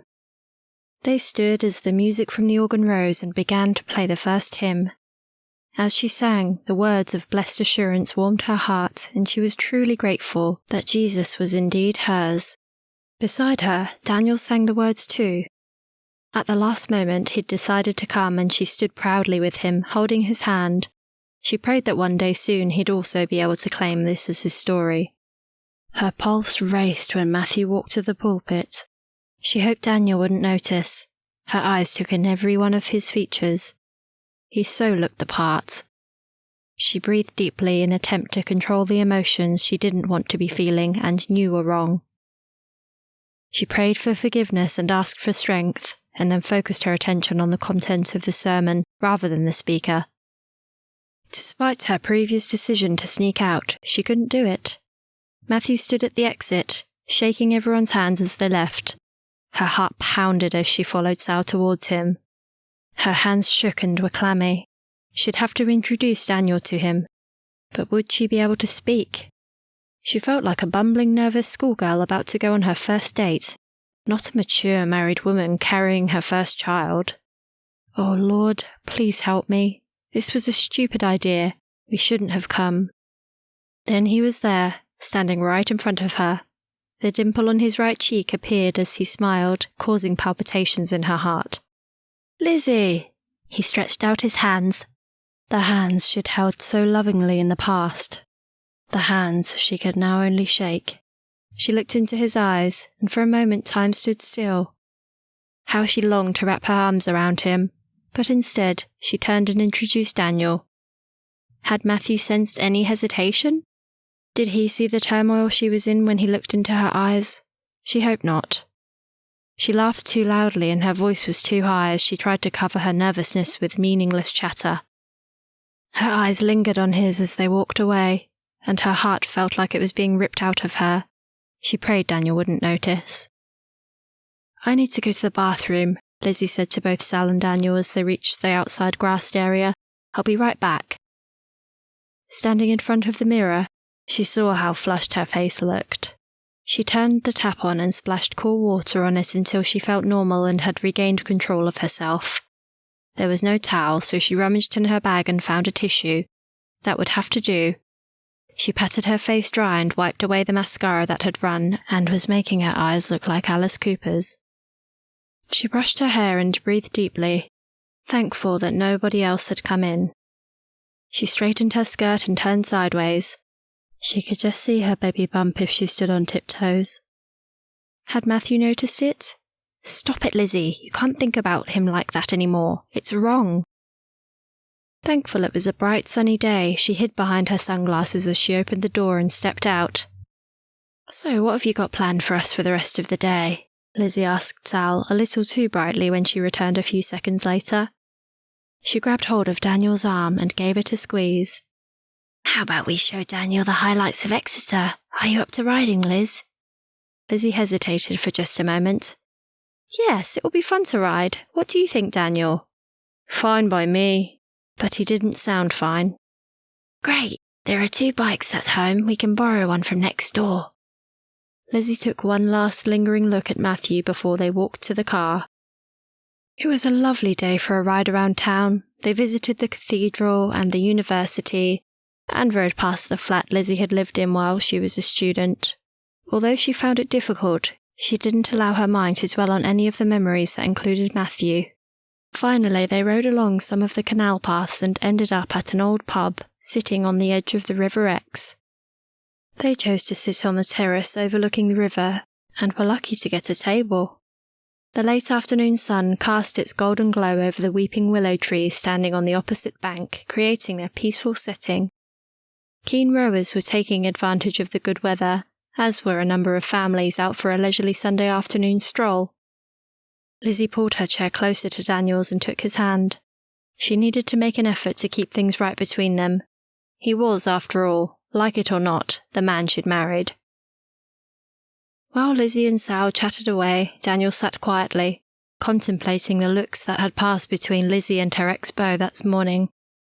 She had told him it was all over, but Lizzie's demeanour suggested otherwise. A man could get really jealous if he wasn't careful. The all-familiar aroma of the alehouse wafted around him, tempting him to order a real drink. But he'd promised Lizzy, so he fought the temptation. He lit a cigarette and fidgeted with the car keys as he studied his wife. She was too good for him, if he was honest with himself. Why she'd ever agreed to marry him was beyond his understanding. They came from different worlds, he and Lizzy. What could he offer her? A hospital orderly's wage was never going to be enough to keep her happy, and before long she'd be stopping work to have their baby. How would they survive on his wage alone? It would have been better if she'd stayed with that preacher. He was obviously more her type than him. Educated, well-behaved, probably never been drunk in his life. Maybe he didn't even drink. He stubbed out his cigarette and stood up. "I'm getting a drink. Do you girls want another?" Lizzy looked at Daniel in alarm and grabbed his hand. "No, Daniel, please don't," she pleaded. His eyes had that unsettled look she'd come to hate. Why hadn't she noticed he was on edge? Her heart cringed when he glared at her and pulled his hand away. "I'm only having one. I'm not getting drunk. Do you want another drink or not?" Lizzy glanced at Sal and then shook her head. She had that sinking feeling in her chest, as if a heavy weight was pulling her down and she could do little to stop it. She closed her eyes momentarily and inhaled deeply in an attempt to still her racing heart. Sal reached out and squeezed her hand. Lizzy looked into Sal's caring eyes and fought back the tears triggered by her friend's concern and understanding. "Oh, Lizzy." Sal squeezed Lizzie's hand tighter. "I'm here for you. Just remember that." Lizzy nodded and wiped her tears. Sal withdrew her hand just before Daniel returned. Lizzie's heart was heavy, but she made sure she involved Daniel in their conversation. Daniel was true to his word and only had one drink, although the number of cigarettes he smoked suggested he was still on edge and could easily have had more. They ordered a meal and then rode back to Sal's place in the dark. As they prepared for bed later that night, Lizzy watched every word for fear of saying something wrong and jumped at every slightest movement Daniel made. She just wanted the tension between them to disappear and tried several times to wrap her arms around him and tell him she loved him, but he pushed her away every time. The silence between them killed her. Her pulse quickened when he turned and glared at her. His eyes had narrowed and the vein in his forehead bulged. She leaned back as far as she could as he spat into her face. "I saw the way you looked at him, Lizzy. Tell me, do you still love him?" So he had noticed. A bolt of alarm ran through her body for a moment. She was unable to reply. Was he going to hurt her? Her heart rate increased even further, and she tried to stop her hands from shaking. She shook her head. No, I don't love him, Daniel, it's over." She inhaled deeply as she waited for his next move. He leaned so close she could feel his breath on her face. "It had better be." She inched back on the bed as far as she could, her chest heaved. They stared at each other for what seemed minutes. Tension hung in the air between them. Should she scream out for Sal, or just sit it out and see what he'd do? Rooted to the spot and unable to speak, Lizzy held her breath and waited. Finally she spoke. Her voice was quiet. "Daniel, it really is over." She gulped and reached out to him. "It was just a shock seeing him again this morning, but it really is over. You need to believe me." She inched closer to him. "It's you I love, Daniel. We've got stuff to sort out, but believe me, I love you, not him." But it was the truth. Or was she just saying it to placate him and diffuse the situation? The clock in the living room chimed 10. Moments passed. Lizzy gulped. She stood and slowly walked to the end of the bed where Daniel had remained. His eyes had lost their dark intensity, and his body was less rigid. She wrapped her arms around him and pulled him tight. She ran her fingers through his dark curly hair and kissed his neck. She turned his head to face hers and kissed him slowly.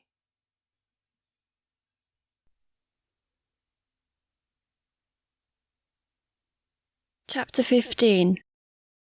The following morning, Lizzy prayed a prayer of thanks when it seemed her peace offering of the night before had worked, and she smiled as Daniel sang in the shower. In some ways, she wished they could stay with Sal for the rest of their holiday. How would it be in a cottage on their own, with no one around to call for help if she needed it? No, she'd be okay. She'd make sure Daniel got all the attention he needed, and God was with her. Her chest was tight as goodbyes were said a little while later. "Make sure you come and see us soon," she whispered into Sal's ear. She waved all the way down the street until Sal disappeared into the distance and could no longer be seen. It wasn't a long drive to Blackpool Sands. The directions provided by the landlady were detailed, and although they made a number of turns along narrow country lanes, they didn't get lost once. When they reached the cottage that was to be their home for the next 2 weeks, they were rewarded with the most beautiful of views. Perched high on a hill overlooking the brilliant blue sea, the 16th century whitewashed stone cottage looked like a sentinel guarding the beach below. Lizzy climbed out of the car and stood, arms outstretched, breathing in the clean, fresh air and taking in the amazing view. As she looked out on God's creation, her heart lifted. She turned around and smiled at Daniel. Inside, Lizzy ran around like a small child, checking out each room, opening and closing cupboards and investigating every nook and cranny of the quaint cottage. "Come and look at this, Daniel! We can sit here and have our meals. Isn't it wonderful?" She hugged him as he came outside to see what she'd found. They sat for a few minutes in the summer house, just outside the kitchen, breathing in the heady scent of the jasmine vine covering the trellis.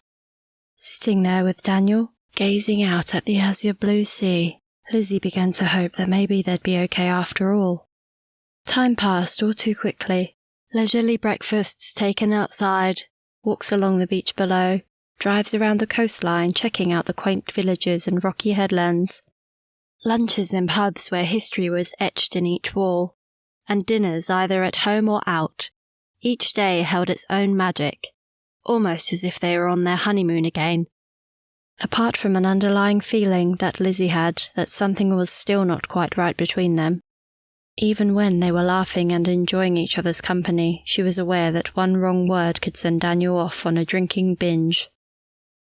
Although he hadn't had a drink since the last night with Sal and hadn't been drunk since the night they'd stormed out of her parents' place, his restlessness was evident by the number of cigarettes he smoked and his inability to fully relax. She steeled herself constantly for another interrogation over her feelings for Matthew and mentally prepared answers just in case.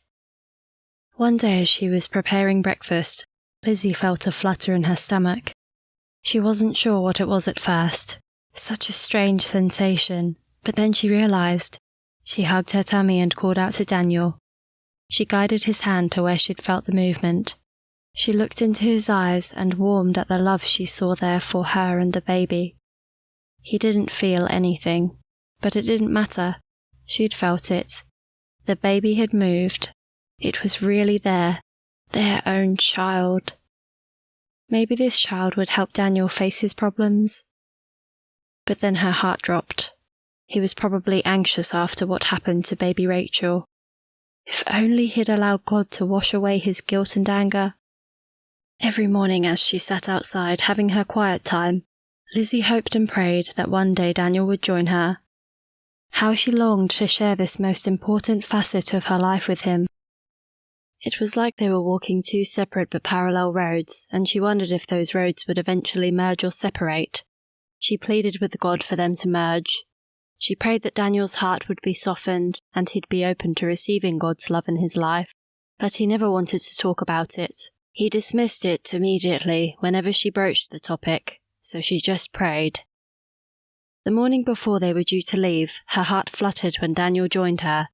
Maybe today would be the day. She smiled as he sat beside her and lit a cigarette. The morning sun was warming and welcoming on her body, and the sea below glistened as it basked in the new day. She breathed in the fresh air and thanked God for his creation and for his presence in her life, and for Daniel joining her. She remained silent so as not to spoil the moment, but prayed silently that Daniel would also feel God's presence as he gazed upon his beautiful creation. The peace was broken when Daniel stubbed out his cigarette and asked her unexpectedly if she ever regretted marrying him. The question took her completely by surprise. Here she was thinking he might want to talk about God, but instead he threw this at her. How could she answer him honestly? Her body slumped and her mind raced as she tried to work out how to respond. "Well, do you?" His eyes were intense and unsettled her. "Oh, Daniel, where did that come from?" She sighed and shook her head. "Surely you know how much I love you. Is it really necessary to ask that?" "I think it is, Lizzy. You see, I don't really know why you married me or what you see in me, so it makes me wonder if you're still hankering for that preacher. Even though you say you're not." He leaned back and crossed his arms, his eyes fixed on her. Lizzy fidgeted with her hands and felt her wedding ring. She wanted to look away to gather her thoughts. To be free for a second from Daniel's intense gaze, but instead she held it. "Okay, if you want an honest answer, there have been a few times I've regretted marrying you. The times you were drunk and mistreated me. But they were just immediate responses to your actions, not necessarily to you as a person. Maybe we married a little too hastily, but I love you, Daniel, and I don't regret being married to you." "Do you ever regret marrying me?" She raised her eyebrows and tilted her head. Two could play at this game. Lizzy smirked as Daniel struggled to answer. "See, not so easy, is it?" He narrowed his eyes. "You have no idea what's going on inside me. You think you know what makes me tick, but you don't. You want to shove this God nonsense down me throat thinking it'll make everything better. What a load of rubbish. There's no way he could change anything, if he exists at all." He sat up and lit another cigarette. "I regret a lot of things, Lizzy, but marrying you isn't one of them. I regret I'm not good enough for you. I think you'd rather have married that preacher, but because he didn't want you, You just married the first man that came along to try to get back at him. And that just happened to be me. But I guess you'll never admit that. I worry one day when you realise what a no-hoper you married, you'll just pack up and leave." He leaned forward and held her gaze. "If ever you do that, Lizzy, I won't let you take the baby away from me." Lizzy gasped and her hands flew to her chest. The thought had never occurred to her. How could Daniel expect her to leave the baby behind? But hopefully it wouldn't come to that. She moved closer to him and took his hand. "I'm not planning on leaving you, Daniel, unless you mistreat me again. We'll work through our issues together, but we need to be honest with each other. Talk to me if you're troubled and we can work it out. I just want us to be a happy family. You, me, and our baby." She glanced down and hugged her stomach. "Okay?" He stared at her for a few moments. She wanted to know what he was thinking and what really made him tick. But would he ever let her get that close? "Okay, Lizzy, I'll try, for the baby's sake. But I can't promise anything." Lizzy exhaled slowly and squeezed his hand. Another bomb diffused. Despite their conversation that morning, Daniel was quiet and withdrawn for the rest of the day. Lizzy felt like she was walking on eggshells and wondered why. Why wouldn't he tell her what troubled him, especially after promising he'd try? She really didn't understand him, that was obvious. After lunch, Daniel said he was taking a nap, so Lizzy took the opportunity for a walk on her own. She picked up her Bible and headed along the top of the headland. Reaching a seat that some thoughtful person had placed there years before, she pulled her scarf tighter while she breathed in the salty sea air. Her thoughts turned to God, how she needed him right now. Although she'd assured Daniel she didn't regret marrying him, seeing Matthew again had unsettled her, and if she was truly honest, she had to admit that Daniel was right. She would rather have married Matthew. The truth of that statement filled her with guilt. She lowered her head, closed her eyes, and cried out to God. "Oh Lord, I'm so sorry. I'm sorry for being so impatient and not trusting you to lead me, and for taking matters into my own hands. It wasn't fair of me to marry Daniel when I still loved Matthew. Please forgive me." Tears rolled down her cheeks. How could she ever make it up to him? She stared out to sea, not really seeing anything, but in her heart she heard the still, quiet voice of God. "My dear child, your sins were forgiven at the cross. I hear your cries of repentance, and I know you mean them. My loving arms are wrapped around you. Draw on my strength, Elizabeth, not your own. True love is an action, not a feeling. Go back and choose to love your husband. He needs you, but know that you can't change him. Love him as he is. Don't dwell on the past, Elizabeth, but learn from it. Whatever happens, don't forget that I am with you." Tears fell from her eyes as the assurance that the God of creation loved her flowed through her body. All her wrong decisions were forgiven, and her slate was clean, and God had his arms wrapped around her. She remained for some time, lost in the peace and love that filled her heart and soul, and prayed for Daniel and their baby.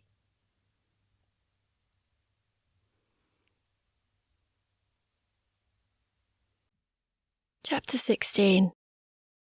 The next day, as she packed their bags, Lizzy's heart was heavy, despite her experience with God the previous afternoon and her earlier misgivings about being in the cottage on their own. If only they could stay here, cocooned in this lovely cottage, away from the real world with all its troubles and temptations. But no, the time had come to leave, and she just had to trust God to be with them. The streetlights flickered on as they turned into their street. The sun had set, behind gloomy grey clouds, and Lizzy sighed as Daniel parked the car in front of the apartment block.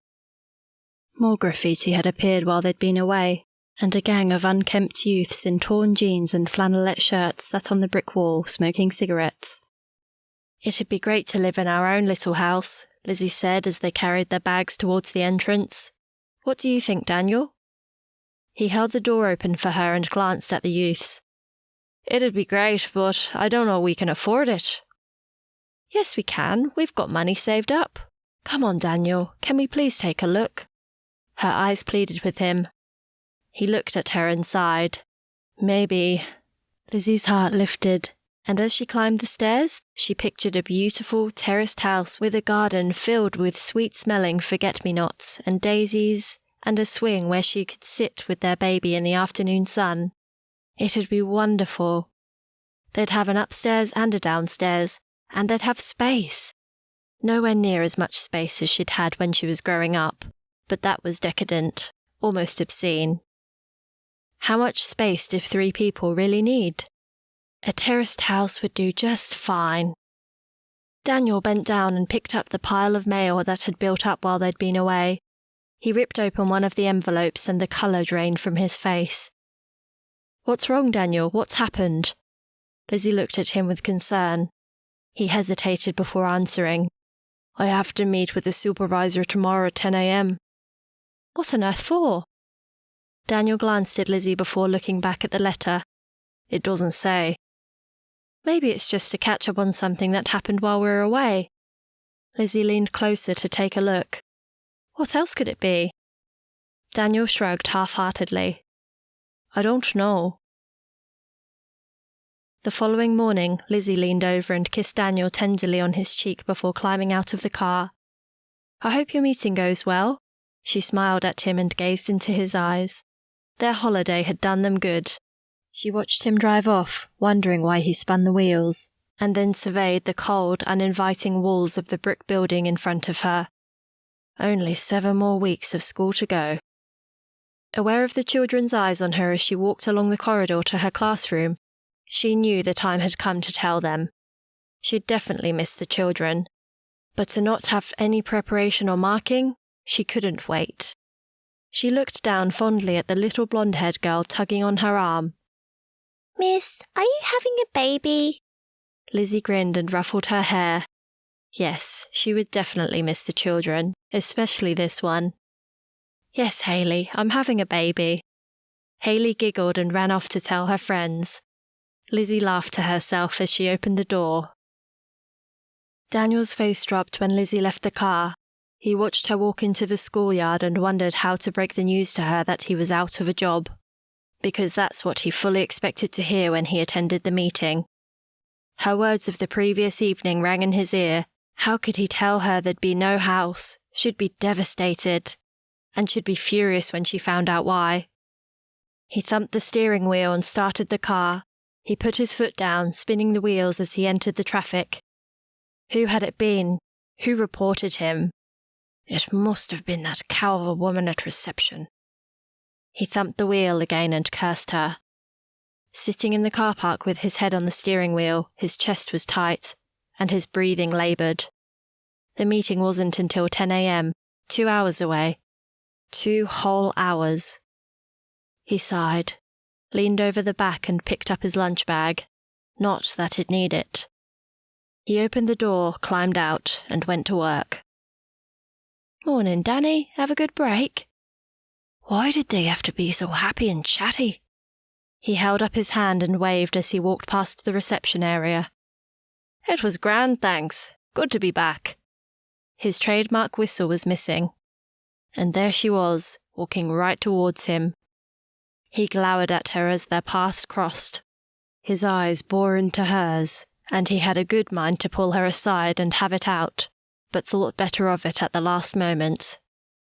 He reached his locker and took out his key. Looking both ways, he held his breath and opened it. It was still there. He gulped, glanced over his shoulder, and reached in. Time stood still when he heard heavy footsteps stop behind him. "What have you got there, O'Connor?"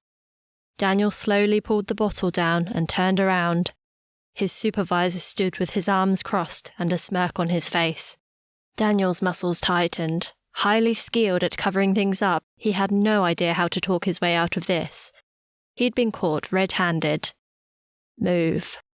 The supervisor stepped forward and reached for the bottle. "Follow me." He led Daniel to his office, where the head of HR was already seated at a solid timber desk surrounded by dark-panelled walls, covered in diplomas and certificates, obviously designed to impress and intimidate.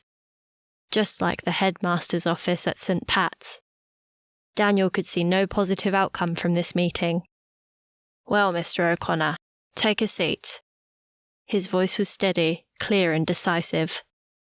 He locked eyes with Daniel for a moment before continuing. You can't say you haven't been warned. Daniel knew there was no way out. Yes, he'd been warned. No alcohol was to be in his possession at any time, and that included his locker. He'd been caught 3 times already, twice drinking on the job and once being under the influence at work. This was the 4th time. I was removing it from the premises, sir.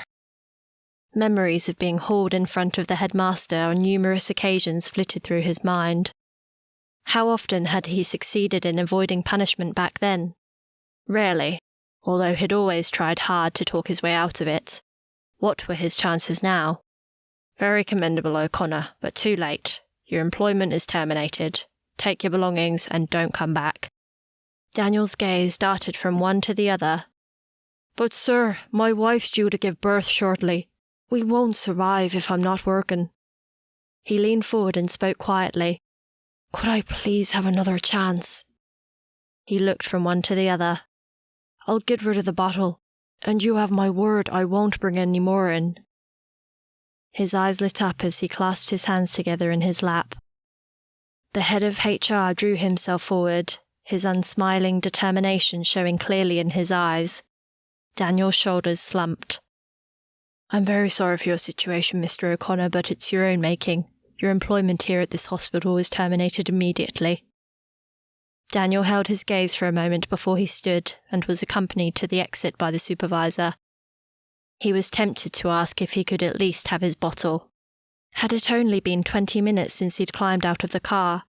And here he was again, but this time knowing for sure he didn't have a job. Daniel thumped the steering wheel with his fists several times. How do I tell her? She's going to kill me. He lit a cigarette and stared out the window. Time stood still. Cars came and went all around him, but he didn't hear or see them. Neither did he hear the wail of an ambulance approaching the hospital. His head spun and his thoughts were jumbled. Somewhere through the fog that was his brain, a solution came to him. He wouldn't tell her. He'd spend his days looking for work, and only tell her once he'd found a job. Daniel turned the key in the ignition and drove towards town.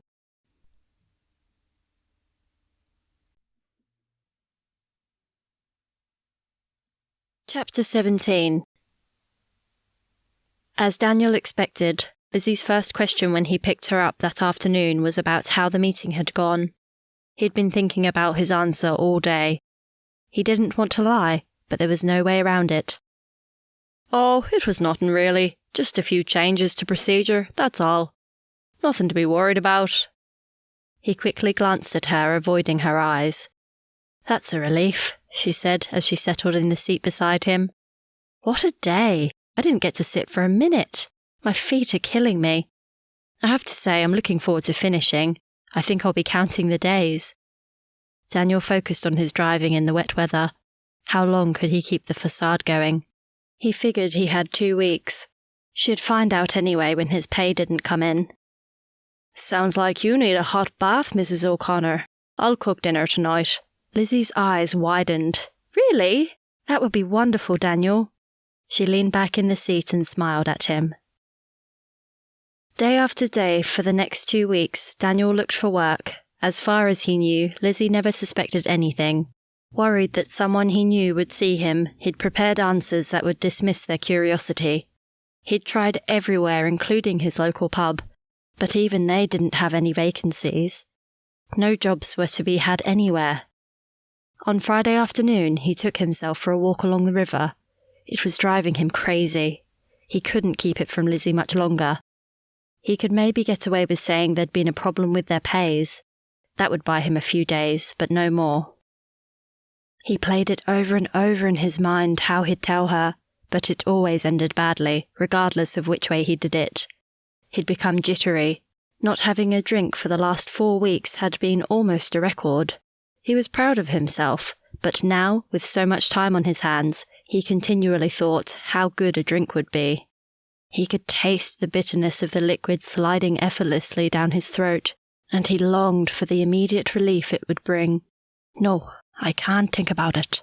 Don't go there. He walked on. God, if you're there, you'd better help me. He found a rock on the water's edge and sat on it. The water flowed slowly, grey and uninviting, reflecting the colour of the sky. He picked up some pebbles and threw them in. You know, God, I don't think you're there at all. If you are, you've done nothing for me. Nothing. He thought for a moment. Well, maybe you brought Lizzy into my life, but that's about all. He threw more pebbles into the river and watched them sink out of sight. Stuff it, I'm going for a drink.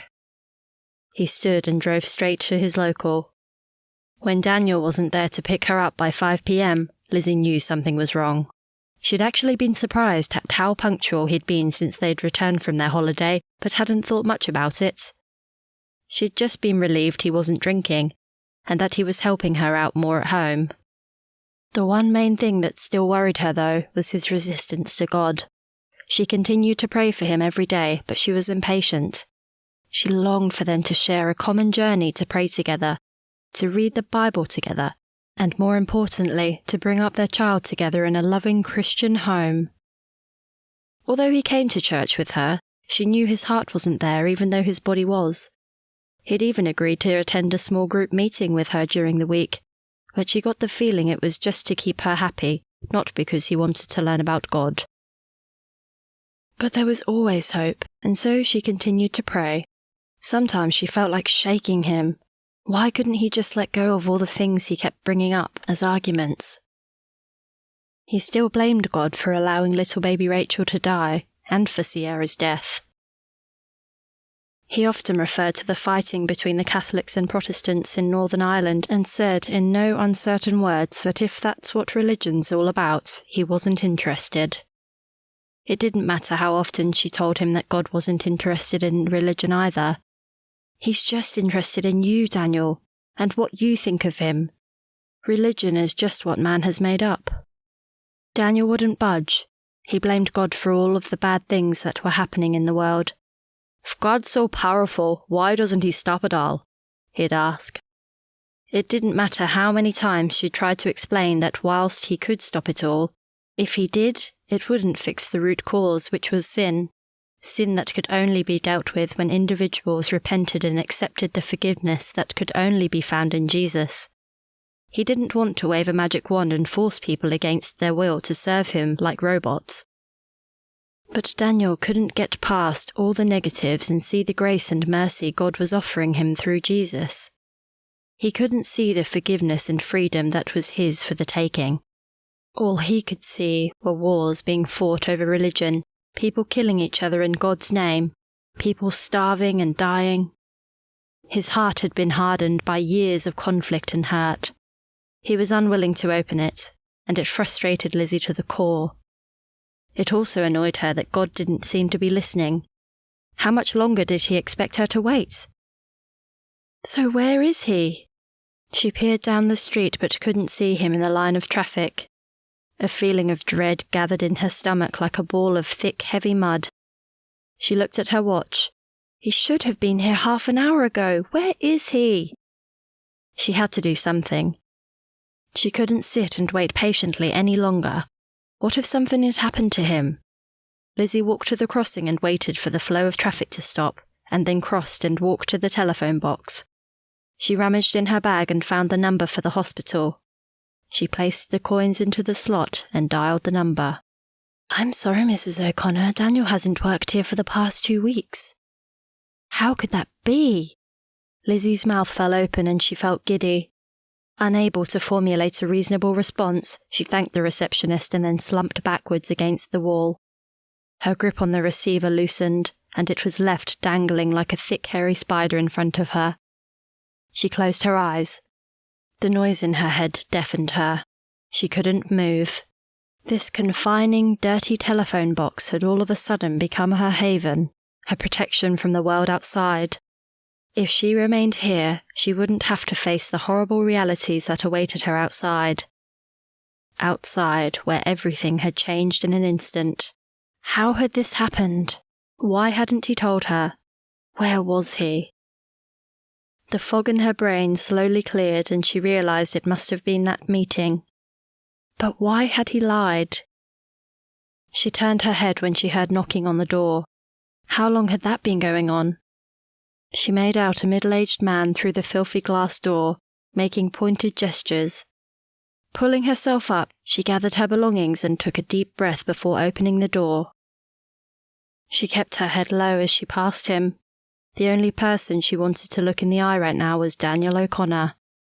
She uttered a few words of apology as she left her haven. Daniel knew it was too late. From the very moment he'd entered the doors, the familiar aroma of fermenting beer and cigarette smoke calmed his mind. The 4 pints he'd downed in quick succession hardly touched his throat, and now he'd lost count. In the back of his mind, he knew he had to be somewhere. He stood to leave, but staggered and fell. Jono helped him up and ordered another. The taxi driver dropped Lizzy outside their apartment block. She'd thought about looking for him, but had no idea where to start. And how degrading would that be? No. She'd go home and make herself dinner and wait for him to come home, and then have it out with him. But he didn't come home that night, or the next.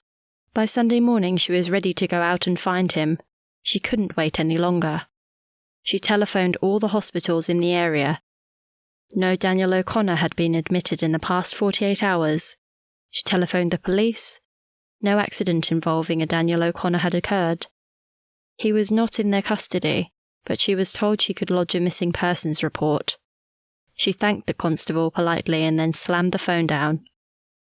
She took a shower, dressed herself in the maternity jeans and smock she'd recently bought, and left the apartment.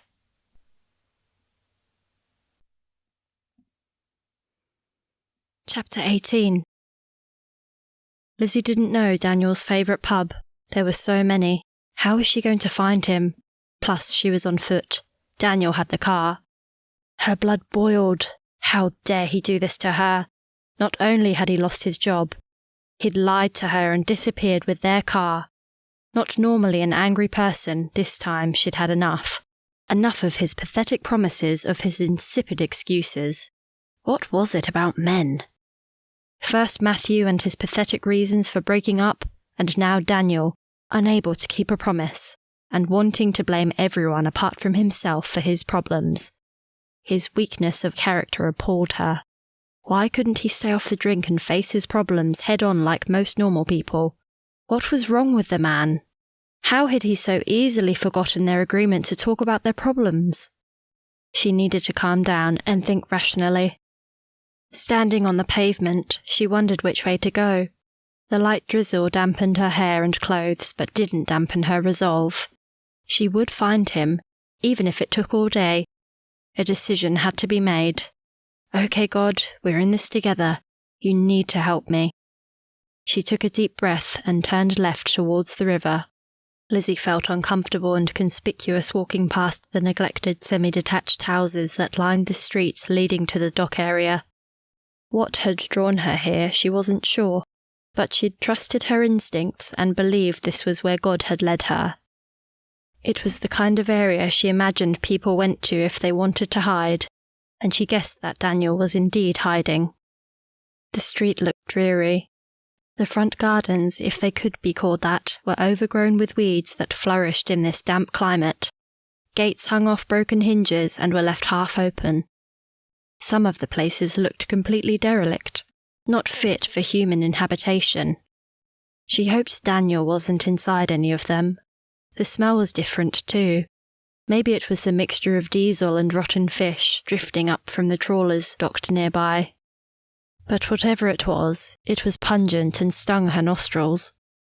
The drizzle had increased to a steady downpour, and although it was summer, she shivered in the biting wind that blew down the desolate street. She pulled her coat closer and increased her pace. She passed a chippy that was already doing a fair trade, probably not surprising since it was close to midday. The smell of frying fish and chips reminded her she should eat, but not there. Definitely not there. Just past the chippy, the first pub came into sight. It was as she expected, a run-down establishment that had seen better days. She really didn't want to do this, but she had to. Lizzy strode to the door and pushed on it, only to find it wouldn't budge. Stepping to the side, she peered through the windows. Empty. She looked at her watch and remembered opening time was 12 p.m. on Sundays. Only 10 minutes to go. But what were the chances of Daniel coming here at 12 anyway? He could go to any number of similar establishments in this area, or maybe he wouldn't be at any of them. But there was no way she'd give up before she had even started. Maybe she should get something from the chippy after all. She turned around and walked the short distance. The looks she received as she entered made her feel she didn't belong. Was she really that much different? Lizzy looked around at the waiting customers and thought maybe she was. She stopped herself immediately. Wasn't that the kind of attitude she despised in her father and that she'd vowed to never emulate? But she had to admit that sometimes she struggled to see people as God saw them. She smiled at the shopkeeper and ordered a packet of hot chips. She just wished her voice hadn't given her away. A young lad sitting backwards on a plastic chair jeered at her. "Listen to her poshness in our presence." She cringed as his mates joined in, laughing at the lad's apparent wittiness. Walking out the door with her bag of chips, she wished she could find a place she really belonged. Like worms coming out of woodwork, at 12 o'clock on the dot, men appeared from all directions and converged on the Sailor's Tavern. From her position outside the chippy, Lizzy watched closely. What was the attraction? Didn't they have families?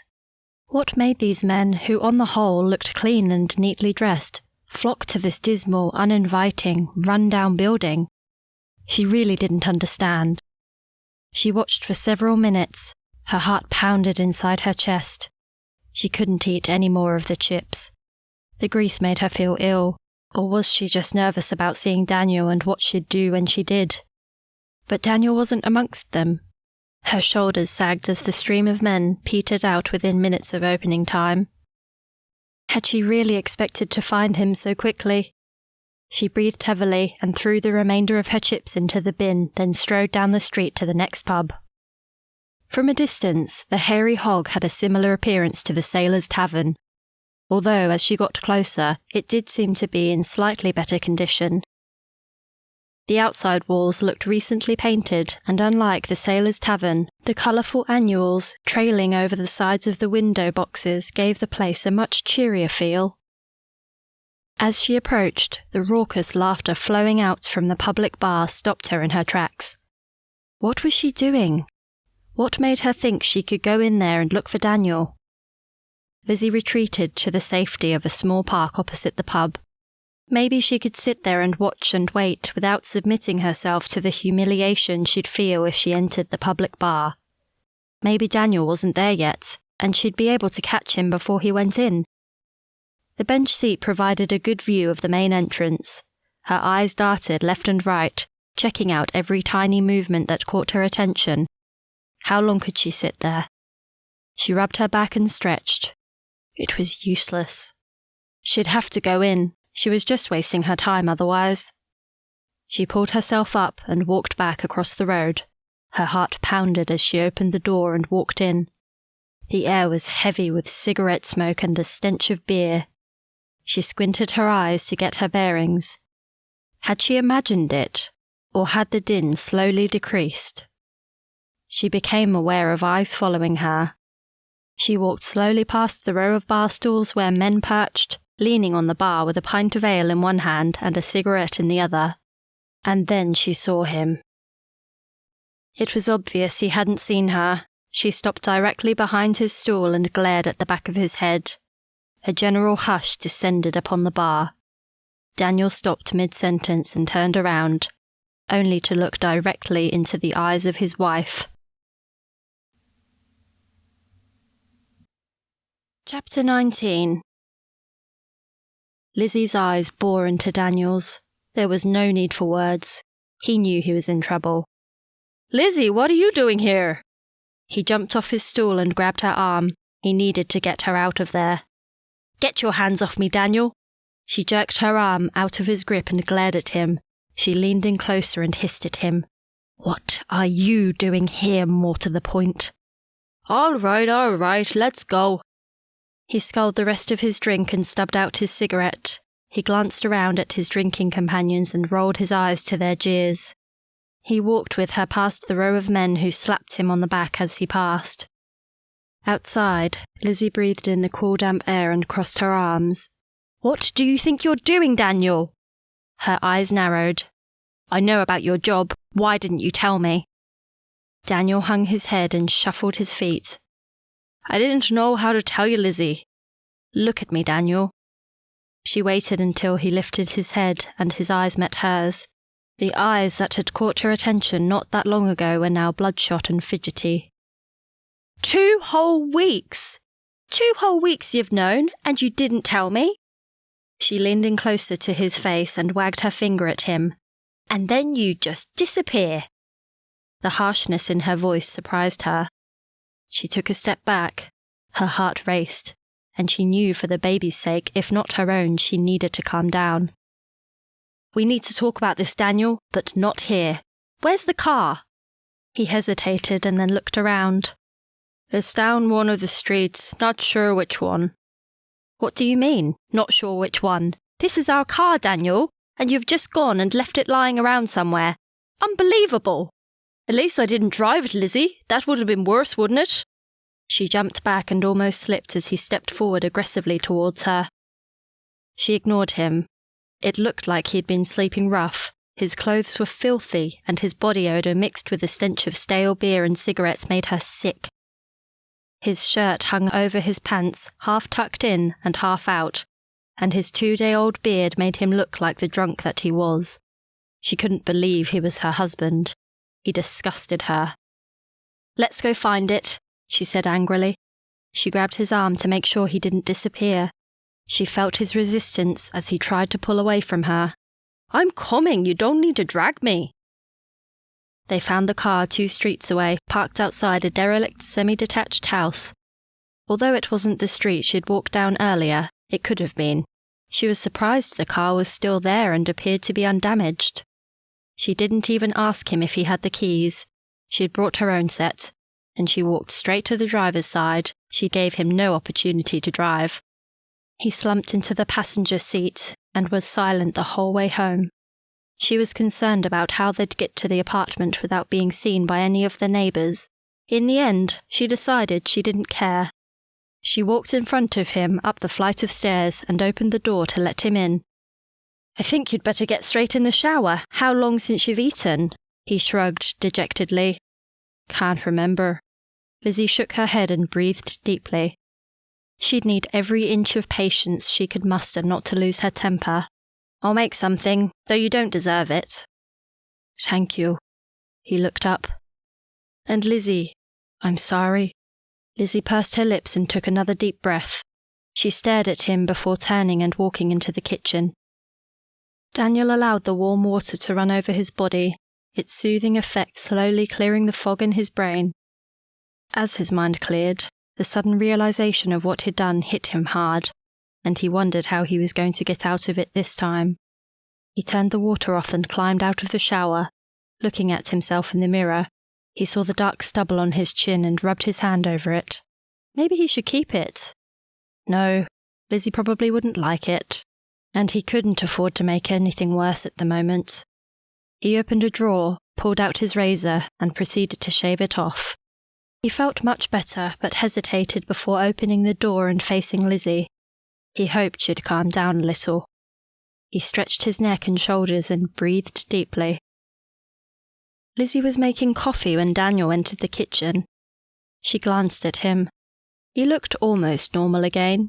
His eyes had lost their redness, and he'd shaved that horrible stubble off, thank goodness. He also smelt much better. He came around behind her, and before she could do anything to stop him, his arms were around her and he was kissing the nape of her neck. She was tempted to allow him to continue, but her resolve was strong, and she turned around and pushed him away. "Daniel, not now. We need to talk. This is serious." "Oh, Lizzy, come on. I'm sorry." She sidestepped when he tried to grab her again. She almost gave in when she saw the playful look on his face. "No, Daniel, stop it. Sit down. We need to talk about what happened." She put the plate of toasted sandwiches on the table and grabbed the mugs of coffee she'd made and sat down.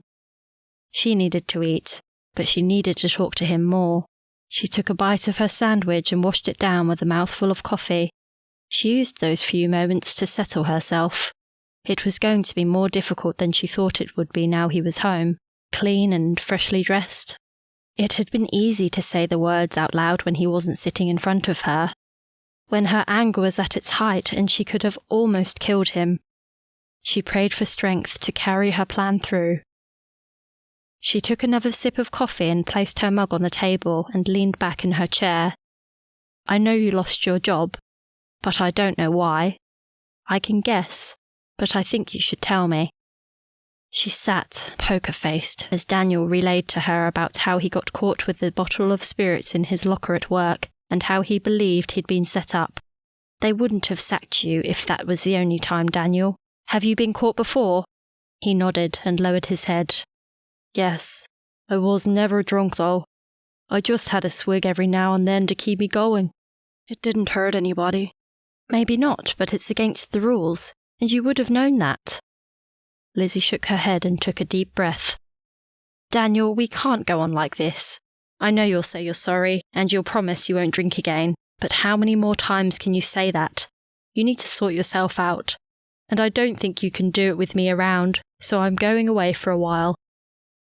She saw the look of shock in his eyes, but continued. During that time, you need to make a decision. I don't believe you can do that on your own, even if you want to. The only way you're going to be able to do it, if you decide you want to, is to get proper help. She paused and took a breath. Her hands shook and her heart pounded in her chest. He leaned back in his chair and crossed his arms. His eyes had narrowed, and she felt his anger building. Not a good sign, but she had to continue now she'd started. You need to get help, either with AA or the Salvos, at one of their rehab places. I won't come back until you're sorted. She gulped. There. She'd done it. Her heart beat even faster as he rose from his seated position and towered over her, hand in the air. You'd better pack your bags then and get out of here before I throw you out. How dare you speak to me like that? She stared him down. Daniel, don't. Her voice was firm and determined. He lowered his hand, glared at her, then turned around and stomped out. Lizzy slumped in her chair and sobbed. Her heart ached. What had she done? Oh, God. She grabbed a tissue and wiped her eyes. Maybe I should have been easier on him. She sniffed and then lifted her head. No, I believe you led me to say that. I have to trust you to work in his life, Lord. Please go with him and bring him to yourself. I pray. And Lord, work in my life too. Help me to grow and trust you more. She recalled the verse from Romans she'd read recently and claimed it as her own. And we know that in all things God works for the good of those who love him, who have been called according to his purpose. Lord, I trust you to work this out for good, in whatever way you will. Amen. This is the end of Lingering Shadows, Book 1 in the Shadows series. Continue listening to Book 2, Facing the Shadows.